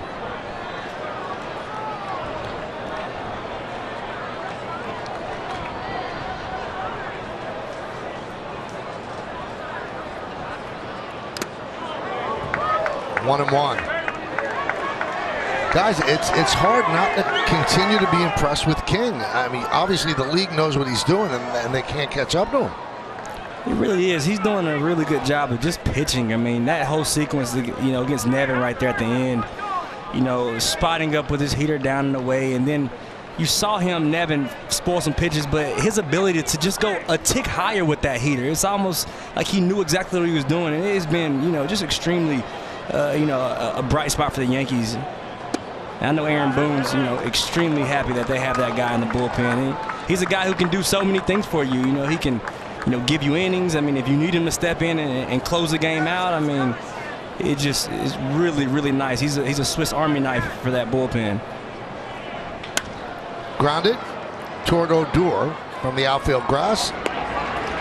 He gets Rizzo, and he wants to start. I mean, he's a starter by trade, but obviously willing to do anything to stay in the big leagues right now. And he's got starter stuff because he's got 4 pitches that he could throw for strike. And but he's just so valuable where he is right now, and the Yankees don't need another starter at this point. We're talking about 98 miles per hour of the fastball and 84 slider, so the gap between those 2 pitches is just a good gap, and at the same time, you just keep hitters so balanced. There's a strike to Stanton.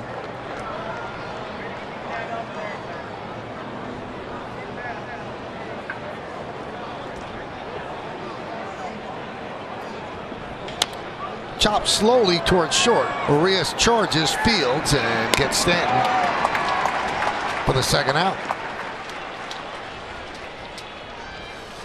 This copyrighted telecast presented by authority of the New York Yankees that may not be reproduced or retransmitted in any form, and the accounts and descriptions of this game may not be disseminated without the express written consent of the aforementioned New York Yankees.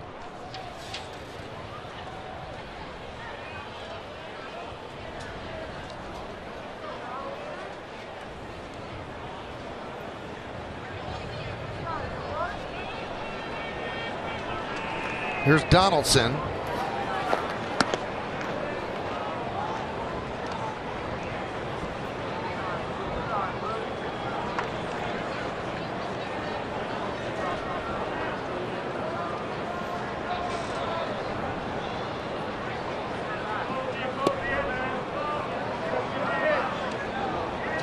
Dylan Tate is a pitcher that, as a right-handed hitter, left-handed hitter as well, you really have to have your eyes in the right spot. There's so much movement on his fastball and his changeup that if you're not looking in the right spot, he's going to have some firewood. Fly ball right field, past the diving McKenna, and it goes to the wall. Donaldson gets himself a 2-out double. Great at bat by Josh Donaldson. Staying with that pitch. Good swing, eyes on the ball, shooting the ball to right field. McKenna did a great job trying to catch the ball yesterday. He made a great catch in left field. Trying to make another great catch today. This time play out well for Donaldson.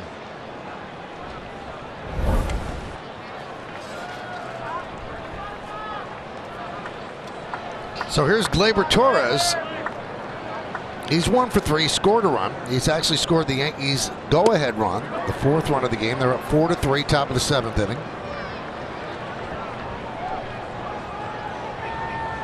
Gleyber in the previous at-bat shooting the ball to right field for a base hit. This is an opportunity right here to try to get that hit with 2 outs.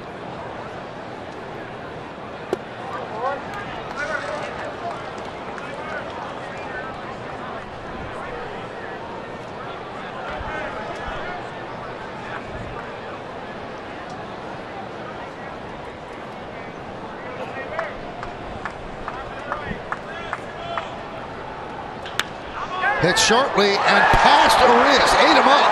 Donaldson rounds third. He's coming home. He'll score, and the Yankees lead 5-3.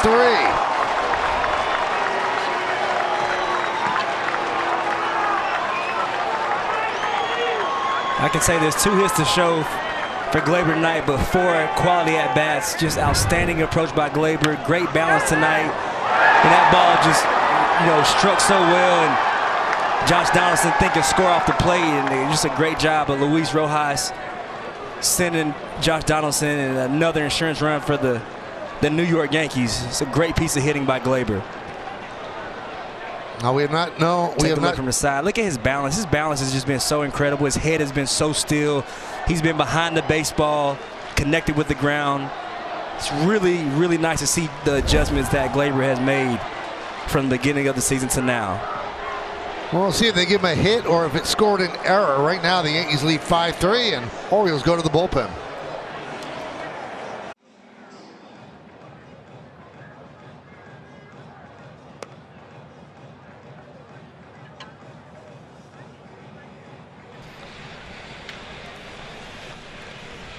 Well, fans, get in on the action with Yes Pick and Play Live. Now on the Yes app, it's a new game.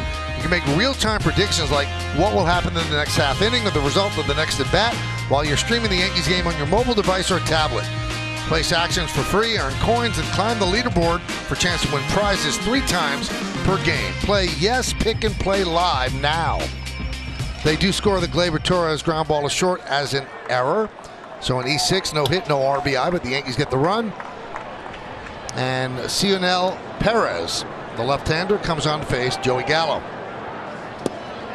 And there's a strike, clipping the outside corner, 0-1.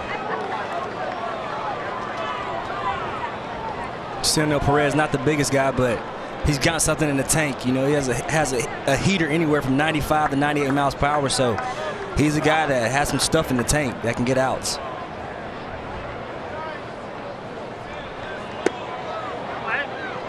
Now when he started at Gallo, but it missed the inside corner. Perez was picked up off waivers from the Reds in November.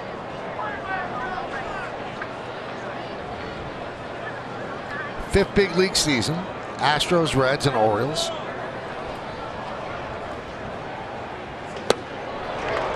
That's what you're talking about, Cam. He can bring it.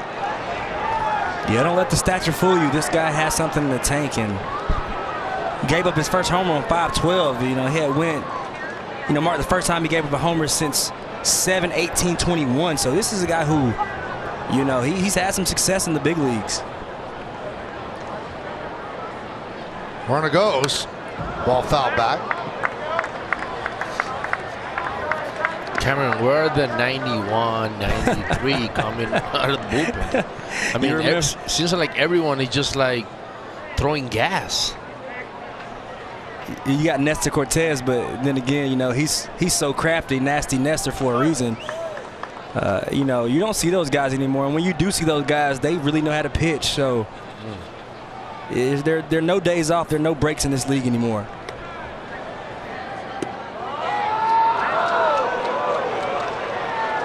2-2 on Joey Gallo. Gallo's 0 for 3 tonight. Last time up, a fly ball to deep left. Last year it's gone here at Camden Yards, but they moved the fences back. So 2 fly balls to left and a ground ball to first.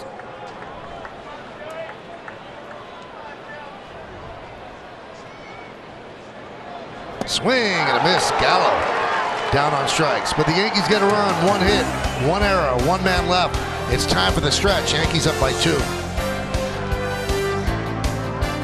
Summary: 5-8-1 for the Yanks, 3-6-1 for the Orioles. Jamison Tyone is in line for the win. 5 innings plus 6 hits, 3 runs, a walk, 2 strikeouts. Watkins lasted 4. Judge 3 for 4, a double, 2 home runs, 3 ribbies. And Urias 1 for 3, a home run and 2 ribbies. Judge playing center field today as Aaron Hicks gets the day off. So King, who got the final 3 outs in the 6th inning, or all 3 outs in the 6th inning, relieving Tyone, starts the 7th and deals a strike to Ben Boom.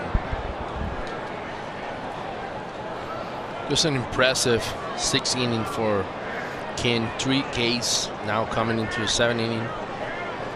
Hopefully continue to deal pitches.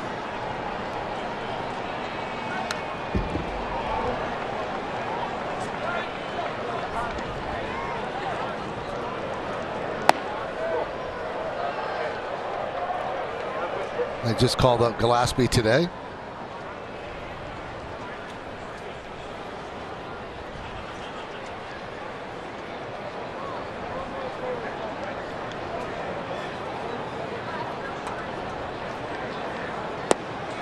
Swing and a miss. 4 strikeouts in a row for King.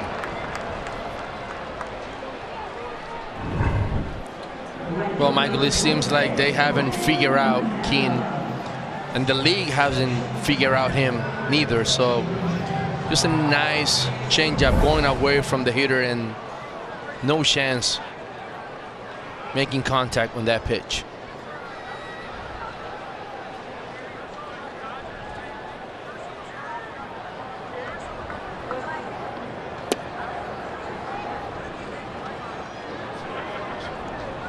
One 1-0 on McKenna.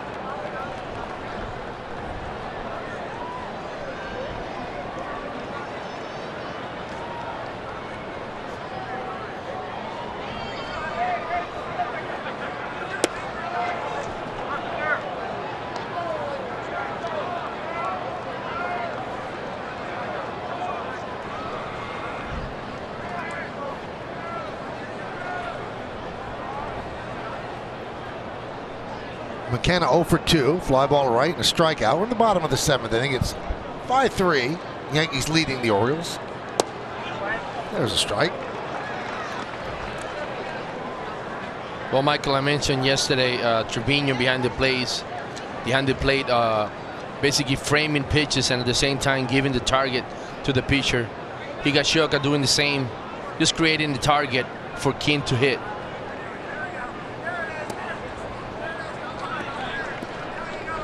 3-1.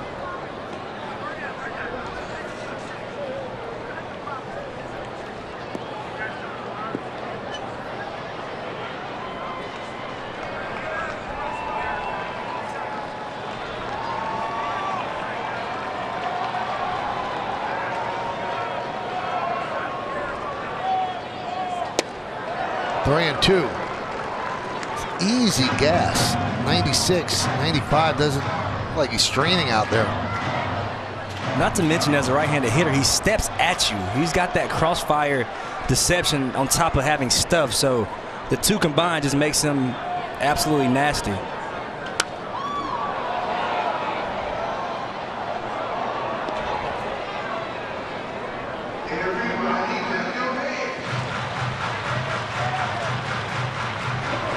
Just seems under control. He seems like relaxed, no tension. His delivery is just smooth delivery. The ball jumps at you.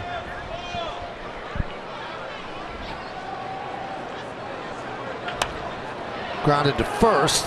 Rizzo flips the king, and they just get McKenna for the second out.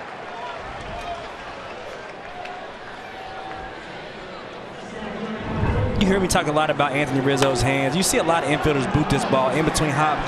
He just does such a great job of getting his body, getting his eyes down low to the ball so he can look that ball in, and then that's what he does so well. Easy feed to his pitcher, keep him out of harm's way. Gold glove over there at first is a great attribute to have if you're, you know, a Yankees defender. You got to work with that guy on the infield.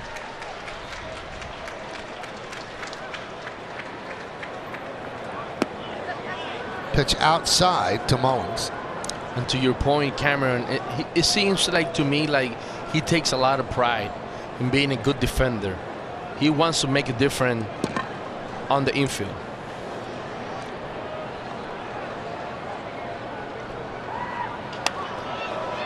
Fly ball down the right field line. Who's going to get it? Torres is there and makes the play as he goes up against the tarp, covering a lot of ground to complete a 1-2-3 bottom of the 7th inning. We go to the 8th. Torres hauls it in with the Yankees up by 2. Watch two fan favorite New York Liberty players get styled by designers from FIT as D.D. Richards and Benaja Laney show off their custom threads. Catch an all-new episode of Off-Field Fashion streaming now on the S app. Guys, we can't even get on the show. I mean, they could style us. Can we get on the show or what? Listen, I tried. You're the guy. I get no traction. You're the guy. They don't know? I don't think it's happening. Logan Gillespie will come on. He's making his major league debut. That's what he did in AA and AAA. 25 years old.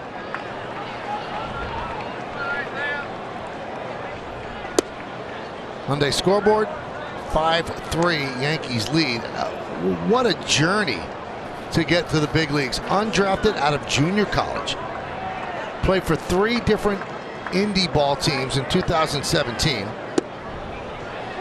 The Brewers signed him and he played 2 seasons in their system in 18 and 19, but then he was released. Orioles signed him last June and suddenly he rocketed up the system. He was a surprise addition to the 40-man roster this November. They sent him to the Arizona Fall League. He had 18 strikeouts in 14 innings. And here he is, pitching against the Yanks. Grounded to third, Nevin. And a nice stretch by Mancini to get Kiner-Falefa for the first out. And if you're Gillespie, you like that. Making your debut, your third baseman coming up, making a great play and a great stretch by Trey Mancini to get you what is your first big league out.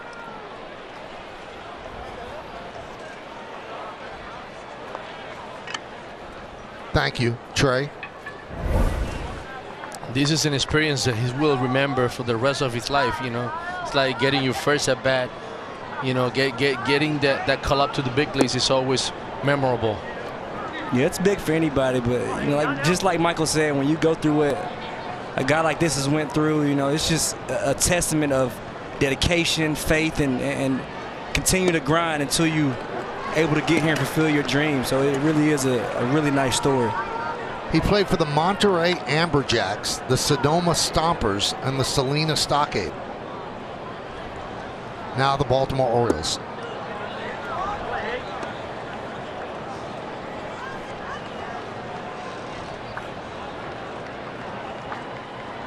Hart must be beating through his chest right now. 2-2. Believe in Michael. You know, every time, you know, as a player, you go through your first moment in the big leagues. Heart is beating so fast. Emotions, your thoughts. Now his first big league strikeout. Higashioka down looking. A lot of time you think about your journey, what you've gone through to get to where you at. So there's no doubt that he wants to make a good impression here. Well, I tell you what, this is a great way to start. You know, getting one out and coming back, picking up your first K.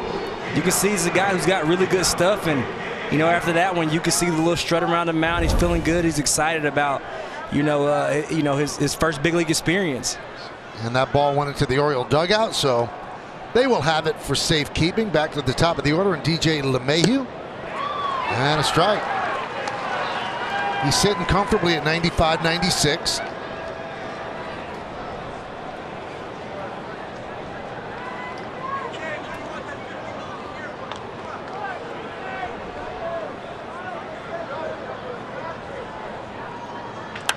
Grounded up the middle, and now he's giving up his first hit.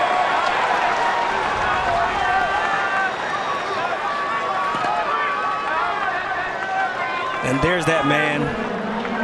These guys you can't hold down for too long. DJ LeMahieu, one of the most professional hitters we have in this game, doing what he does best. A guy that you can't shift, taking what you give him, going back to that beautiful, simple approach up the middle, picking up a base hit, and those are the things that get DJ right back to where he's always been, and that's getting knocks, spraying the ball around the baseball field. Here's Aaron Judge, 3 for 4, a couple of home runs and a double.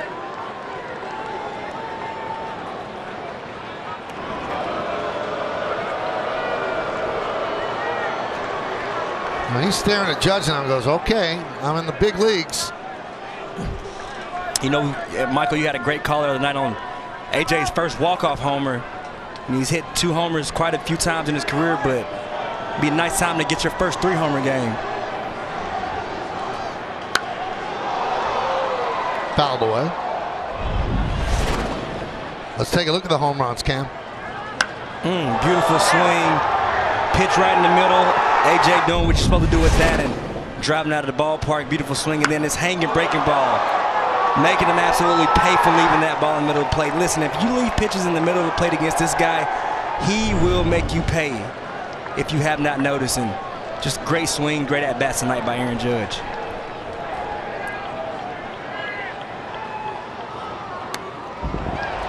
Challenging with fastballs. 2 foul balls, that one straight back. 0-2. So he has 9 multi-home run games since last season, more than anybody else in the big leagues. And Cameron said he has never had a 3-home run game in his career. 19 multi-home run games.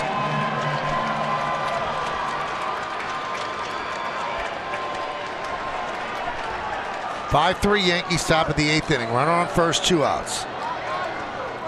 That was a really awkward move toward first. Almost seems like his back leg is slipping out from under him.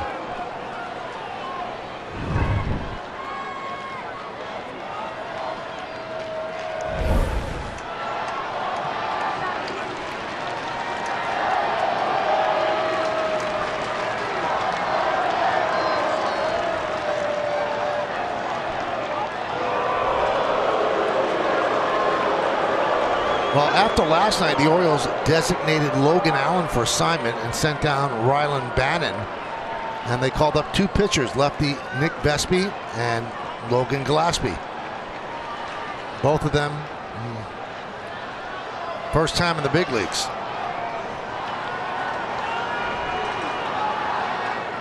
The 0-2. Line drive. It's a 4-hit night for Judge. as LeMahieu will move to second.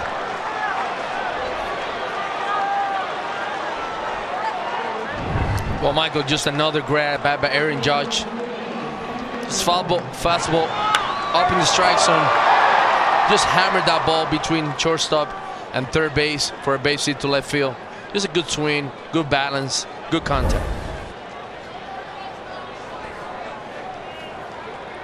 That's his third career 4-hit game. So here's Rizzo, could give the Yankee bullpen some breathing room. The Yankees are up by 2 here in the 8th. They've out hit the Orioles 10-6. They lead 5-3. Pitches high.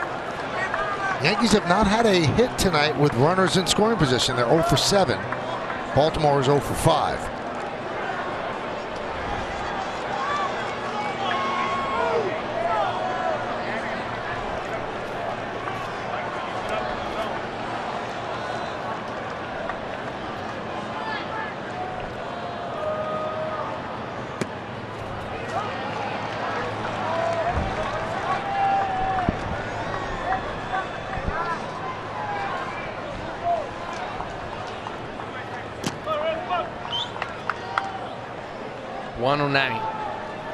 Coming off the bat of Aaron Judge. Line drive to left field. High fly ball, deep right. McKenna back. He has plenty of room out there. Makes the play in front of the track for the final out. No runs, 2 hits, and 2 men left. We go to the bottom of the 8th inning. Missing a lot of opportunities to pad the lead, but they still are up 5-3 as we go to the bottom of the 8th inning, and Michael King on the mound. King has faced 6 and retired 6, and he'll face 2, 3, and 4 in the Baltimore Oriole order. It's Hayes, Santander, and Mancini.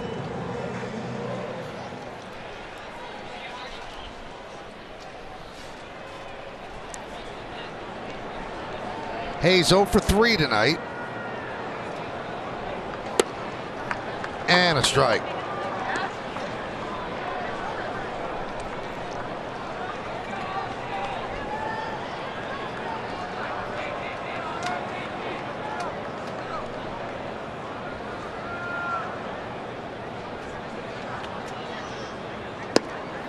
Oh, and 2.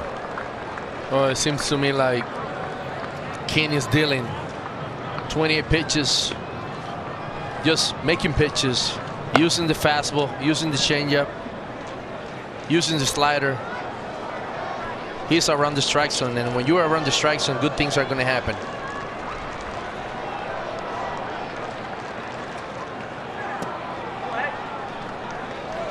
Hayes with his 0 for 3 tonight is 0 for his last 17.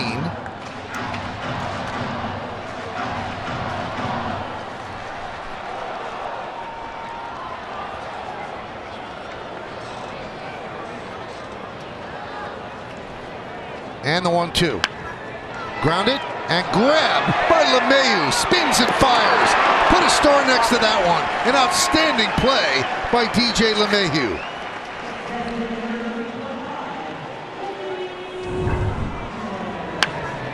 See, this is the flexibility that you get as a manager with DJ LeMahieu on the infield. A guy that can play third, second, third base, and also swing the bat. This time playing third base, making that great catch, making the out of third base, making it easy.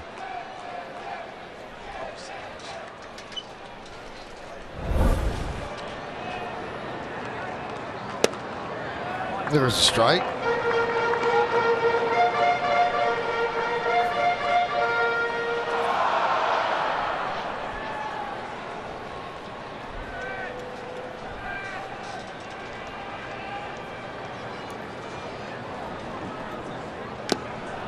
Oh, and 2. And once again, with the possibility of a save, it's Clay Holmes up.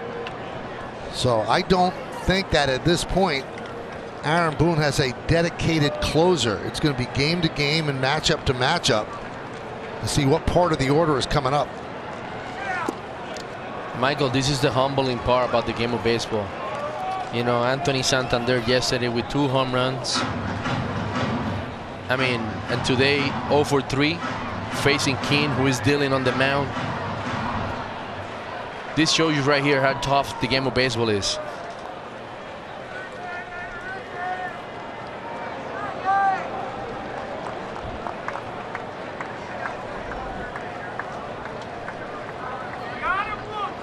Swing and a miss. Santander down on strikes.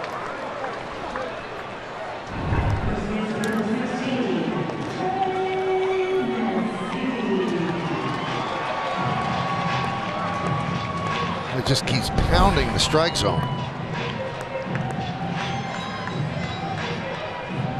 24 strikes, 10 balls out of 34 pitches. There's Trey Mancini. He is 2 for 3. So he has 2 of the Orioles' 6 hits, a single and a double. Also scored a run. And you're right there, you've seen why Michael King has been able to have so much success. You know, he had 1 rep outing this year, but when he gets ahead, when he gets strike 1, I mean, it turns his whole, his whole repertoire into a whole different beast, and he puts guys away with ease. And this is how important he is too, giving this bullpen depth. Allowing other guys in the pen to get a day, to have a day. It really is going to help this Yankees bullpen throughout the season stay fresh.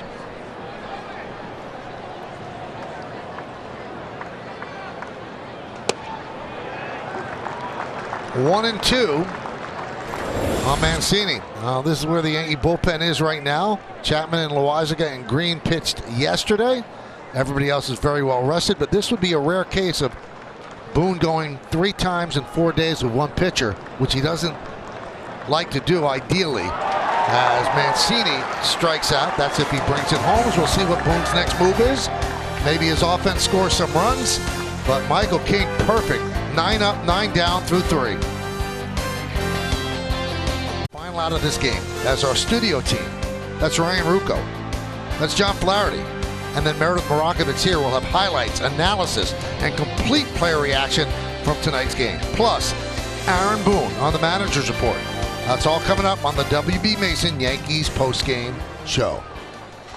We go to the 9th inning. Yankees up 5-3. Stanton leads off against Gillespie.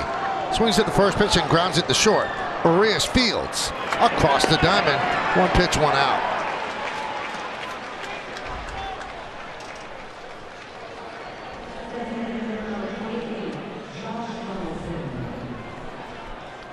There's Josh Donaldson. Now Chapman is up. So they sit down Holmes.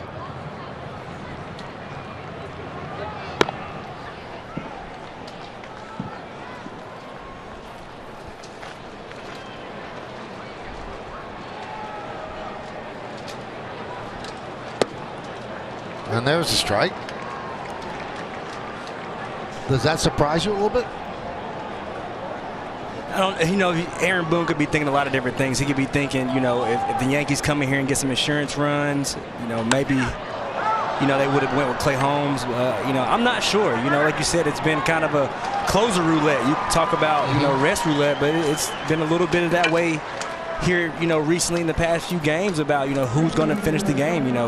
They're playing some really big games. Each game is important. They're off to a great start, so you don't want to have any reasons why any hiccups fall into place. And like Carl said, it's gonna be a humbling game at times. So it's just opportunity for Chappie to go out and show why he is still that dominant guy that he's been.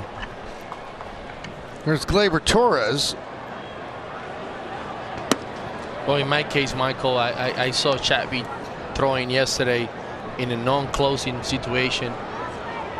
That's an opportunity a lot of times as a manager, right? You want to give those innings to the other guys. You don't want to use your closer, but I mean, normally you don't know the situations. And today, being in a closing situation, you really want to have your closer out there. I really want to have Chapman on the mound. 1-1. 1-2. Time now for a message from Angie. Lawn mode. Projects get finished when you make your home an Angie home. Angie, and done.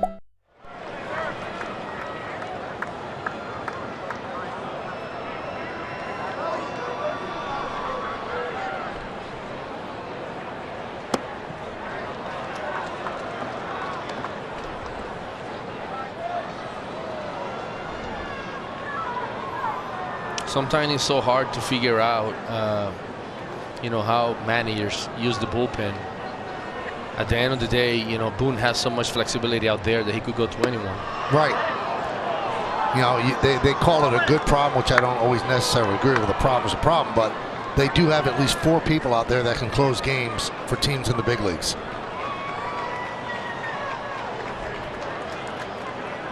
Some might even say 5. 3-2.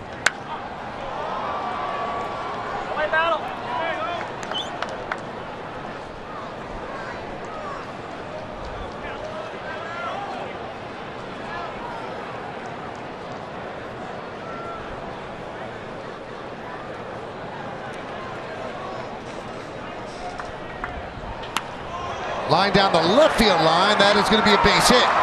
And it's going to go to the wall. Gleyber Torres is hustling to second. He's going to stop right there. He picks up his second hit of the night. This is a 2-out double. Beautiful swing by Gleyber. Something we'll continue to reiterate is balance. And his balance has been outstanding. His head has been super quiet. And another beautiful swing and another barrel by Gleyber. This is a welcome sight if you're the Yankees. Gleyber starting to heat up and swing the bat extremely well. Cameron, to your point, when I look at Gleyber and I look at the way he stand up in the plate, the way he hits, shooting the ball to right field, having the ability to hit the ball, I see him as a hitter. I see him as a high average guy. I know he has power. I know he had a great year where he hit like 38 homers, right? And a lot of times when you're young, sometimes you get caught up in homers and you forget about how good you are as a hitter. Well, he's 9 for his last 21, so he's really heating up. And he now has the average up to 250 with that double. 0-1 on Gallo. Gallo's 0 for 4.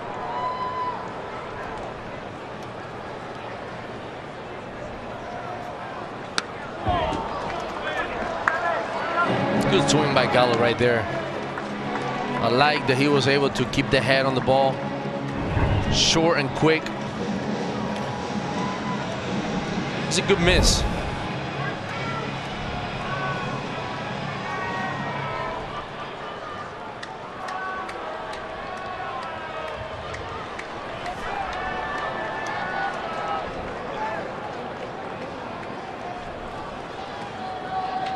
Line drive and right at Mancini.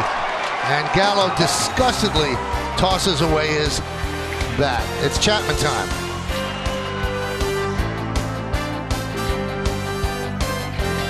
Protect each other, and use a bunch of different guys in different scenarios and not overly reliant on 1 or 2 guys at the end of the game. I think, that's where maybe in the last couple of years we've run into a little bit of trouble as you get too dependent on maybe 2 or 3 guys, and then you don't really build the depth that's going to sustain over the long haul or when you get into a longer postseason run. So one of the things we've prided ourselves on is giving more guys leverage opportunities to let them grow in those roles. And that's pitching coach Matt Blake, and tonight they decide to close with Aroldis Chapman. Now, Chapman's numbers overall are very good. He has not blown a save all year, but the thing that jumps out at you is the 9 walks. Now, he has the 14 strikeouts in just under 13 innings, but 9 walks, 8 for 8 in save situations, and this is a save situation. And there are nights that he could be out there and he's unhittable, and then there are nights where he really has trouble throwing strikes. Yeah, I think, like you said, the numbers, they look good, but there have been moments where you tend to hold your breath when he's out there, but Aroldis is extremely established. He has a really amazing track record. So all you think you can hope is he's having success. It hasn't been as clean as you want, but he's getting the results. So hopefully we can have a little bit more of a clean result, instead of all of the anticipation and anxiety that sometimes you get. Aaron Hicks takes over in center. Judge moves from center to right. Now, I think what Yankee fans suffer from, though, is that the template was set by Mariano Rivera, and he never made you sweat, ever. And most closers do make you sweat, so sometimes Chapman makes you sweat, sometimes he doesn't. Well, Chapman sweats a lot. Yes, he does. That's when he's on, he sweats an awful lot. Well, you're right. Chris Owings pinch hits for Odor.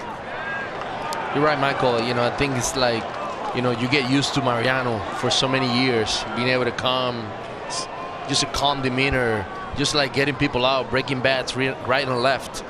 And you get a hard thrower like Chapman, who is a hard thrower. I feel like Mariano was more like a pitcher, like more of a hitting the corners.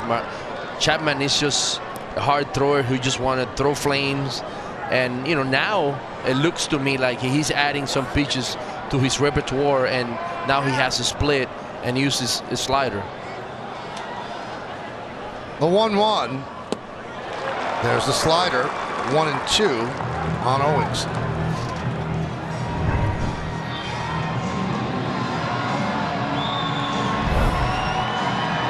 And remember, if they had used Holmes, it would have been the third outing in 4 days. And Aaron Boone has really tried to avoid that since becoming manager.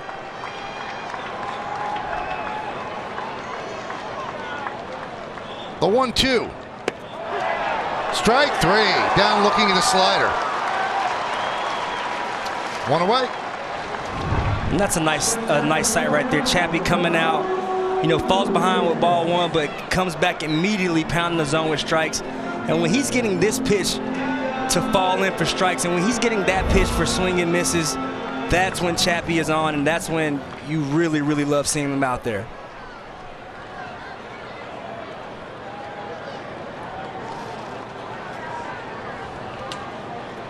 Here is Ramon Urias. Upstairs and off the glove of Higashioka, 1-0.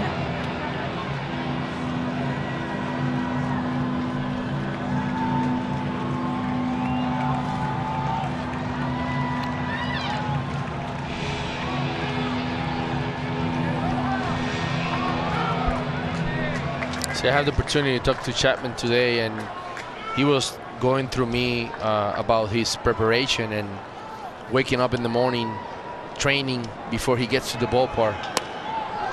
There's a ground ball to LeMahieu, and the Orioles are down to their final out. This is a guy that just has such a great preparation.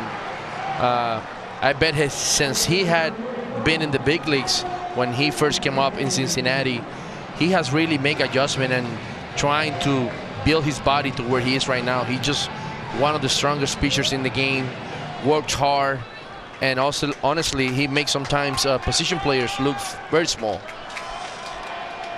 So here is Tyler Nevin as the Orioles are down to their final out. Yankees 1 out away from another win. 1-0.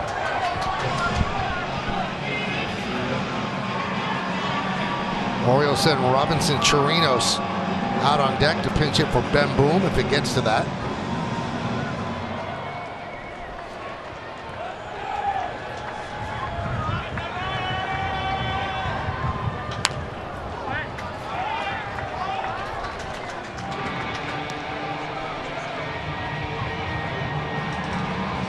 I asked him today about the first pitch yesterday, 92, right? 92, 94.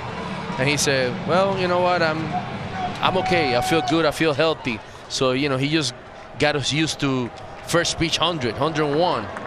So when we see 92, a lot of times we panic. Well, he's got the slider working tonight, that's for sure. So Yankees a strike away.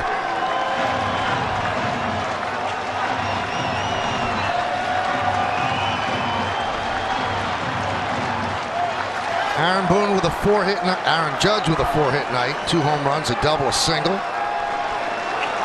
Tyone looking to pick up the win. Chapman looking to pick up the save. 2-2.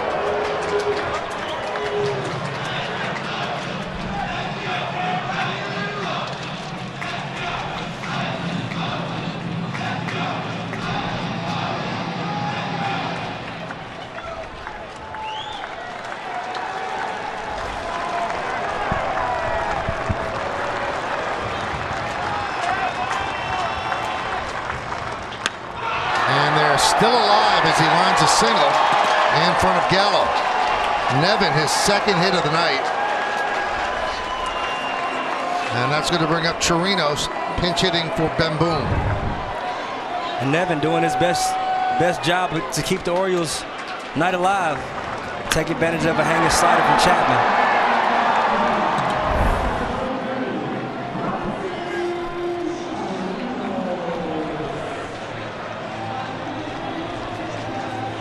So Chirinos having a tough go of it offensively. More of a defensive catcher, but they send him up the pinch hit against the lefty Aroldis Chapman. Ben Boom was 0 for 3 tonight. 1-0. They were not holding Nevin on at first. That run doesn't mean anything. Now Holmes is getting ready. And that's a big difference that we've seen this year. They don't let Chapman just work it till the end. If he's going to get in trouble, they're going to go get him.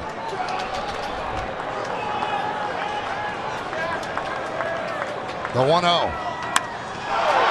And there's a base hit to center field. Nevin will stop at second. A pinch hit single for Chirinos, and the Orioles are still alive. First and second, 2 men out. And you know, Michael, a credit to Chirinos coming from the bench after not playing today's game. So hard to spend almost 9 innings on the bench, and all of a sudden you have to come out and face Chapman. Did a good job hitting the ball toward the middle, keeping the inning alive. Chapman almost had this. It went off the tip of his glove, but still strong enough to get into center field. So now the tying runs are on base. And here is Ryan McKenna. 0 for 3 tonight. 2 outs, bottom of the 9th inning. Yankees up 5-3. And the pitch. 1-0. Doesn't seem like he's commanding the fastball as well as he's commanding the slider.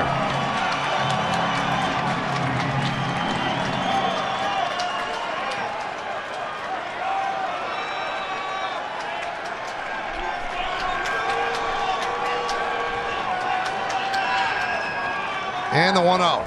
Upstairs. 2-0.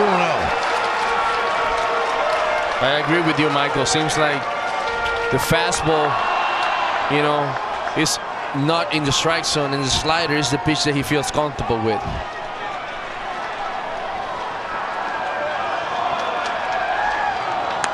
That one is driven to left field. Gallo is not going to be able to get there. It's a base hit. 1 run scores.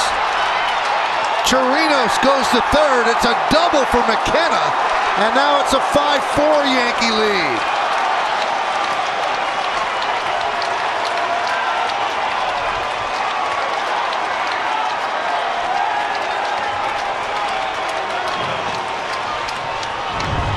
You said this in the past. This is a pitch that has got Chappie in trouble in his past. Is the hanging slider. You know, he tends to give up some damage on that pitch, and right here a play that, you know, looks like Joey Gallo is going to have a chance at it, but this ball falls just short of him. Also, Cam, that's a product of the deeper wall too, because he plays deeper now. If he's at normal depth from last year, that's the final out of the game. Yep, that's easy out. It's, you know, just kind of finding yourself in no man's land. You know, Joey not wanting to dive right there, because if that ball gets by him, then the game is over. So, excuse me, yeah, the game could possibly be over if that ball gets by him. So, you know, good job of keeping it in their front. And now the Yankees in a little bit of a situation here. All right, so now Mullins, arguably their best player, is up with a chance to win the game.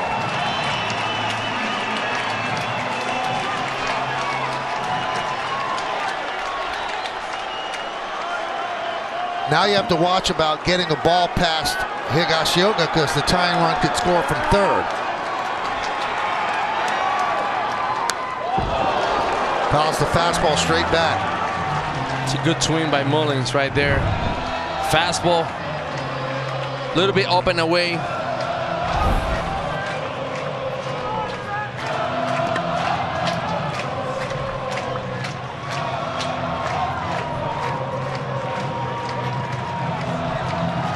Chirinos is at third, McKenna at second. It's a 5-4 game in favor of the Yankees. Bottom of the 9th inning, 2 outs. The 0-1. Popped up. LeMahieu in foul territory. Makes the call. Makes the catch. And the Yankees survive as they win 5-4. A sweaty save, but a save nonetheless for Aroldis Chapman as the Yankees ride Aaron Judge's big night to a 5-4 victory.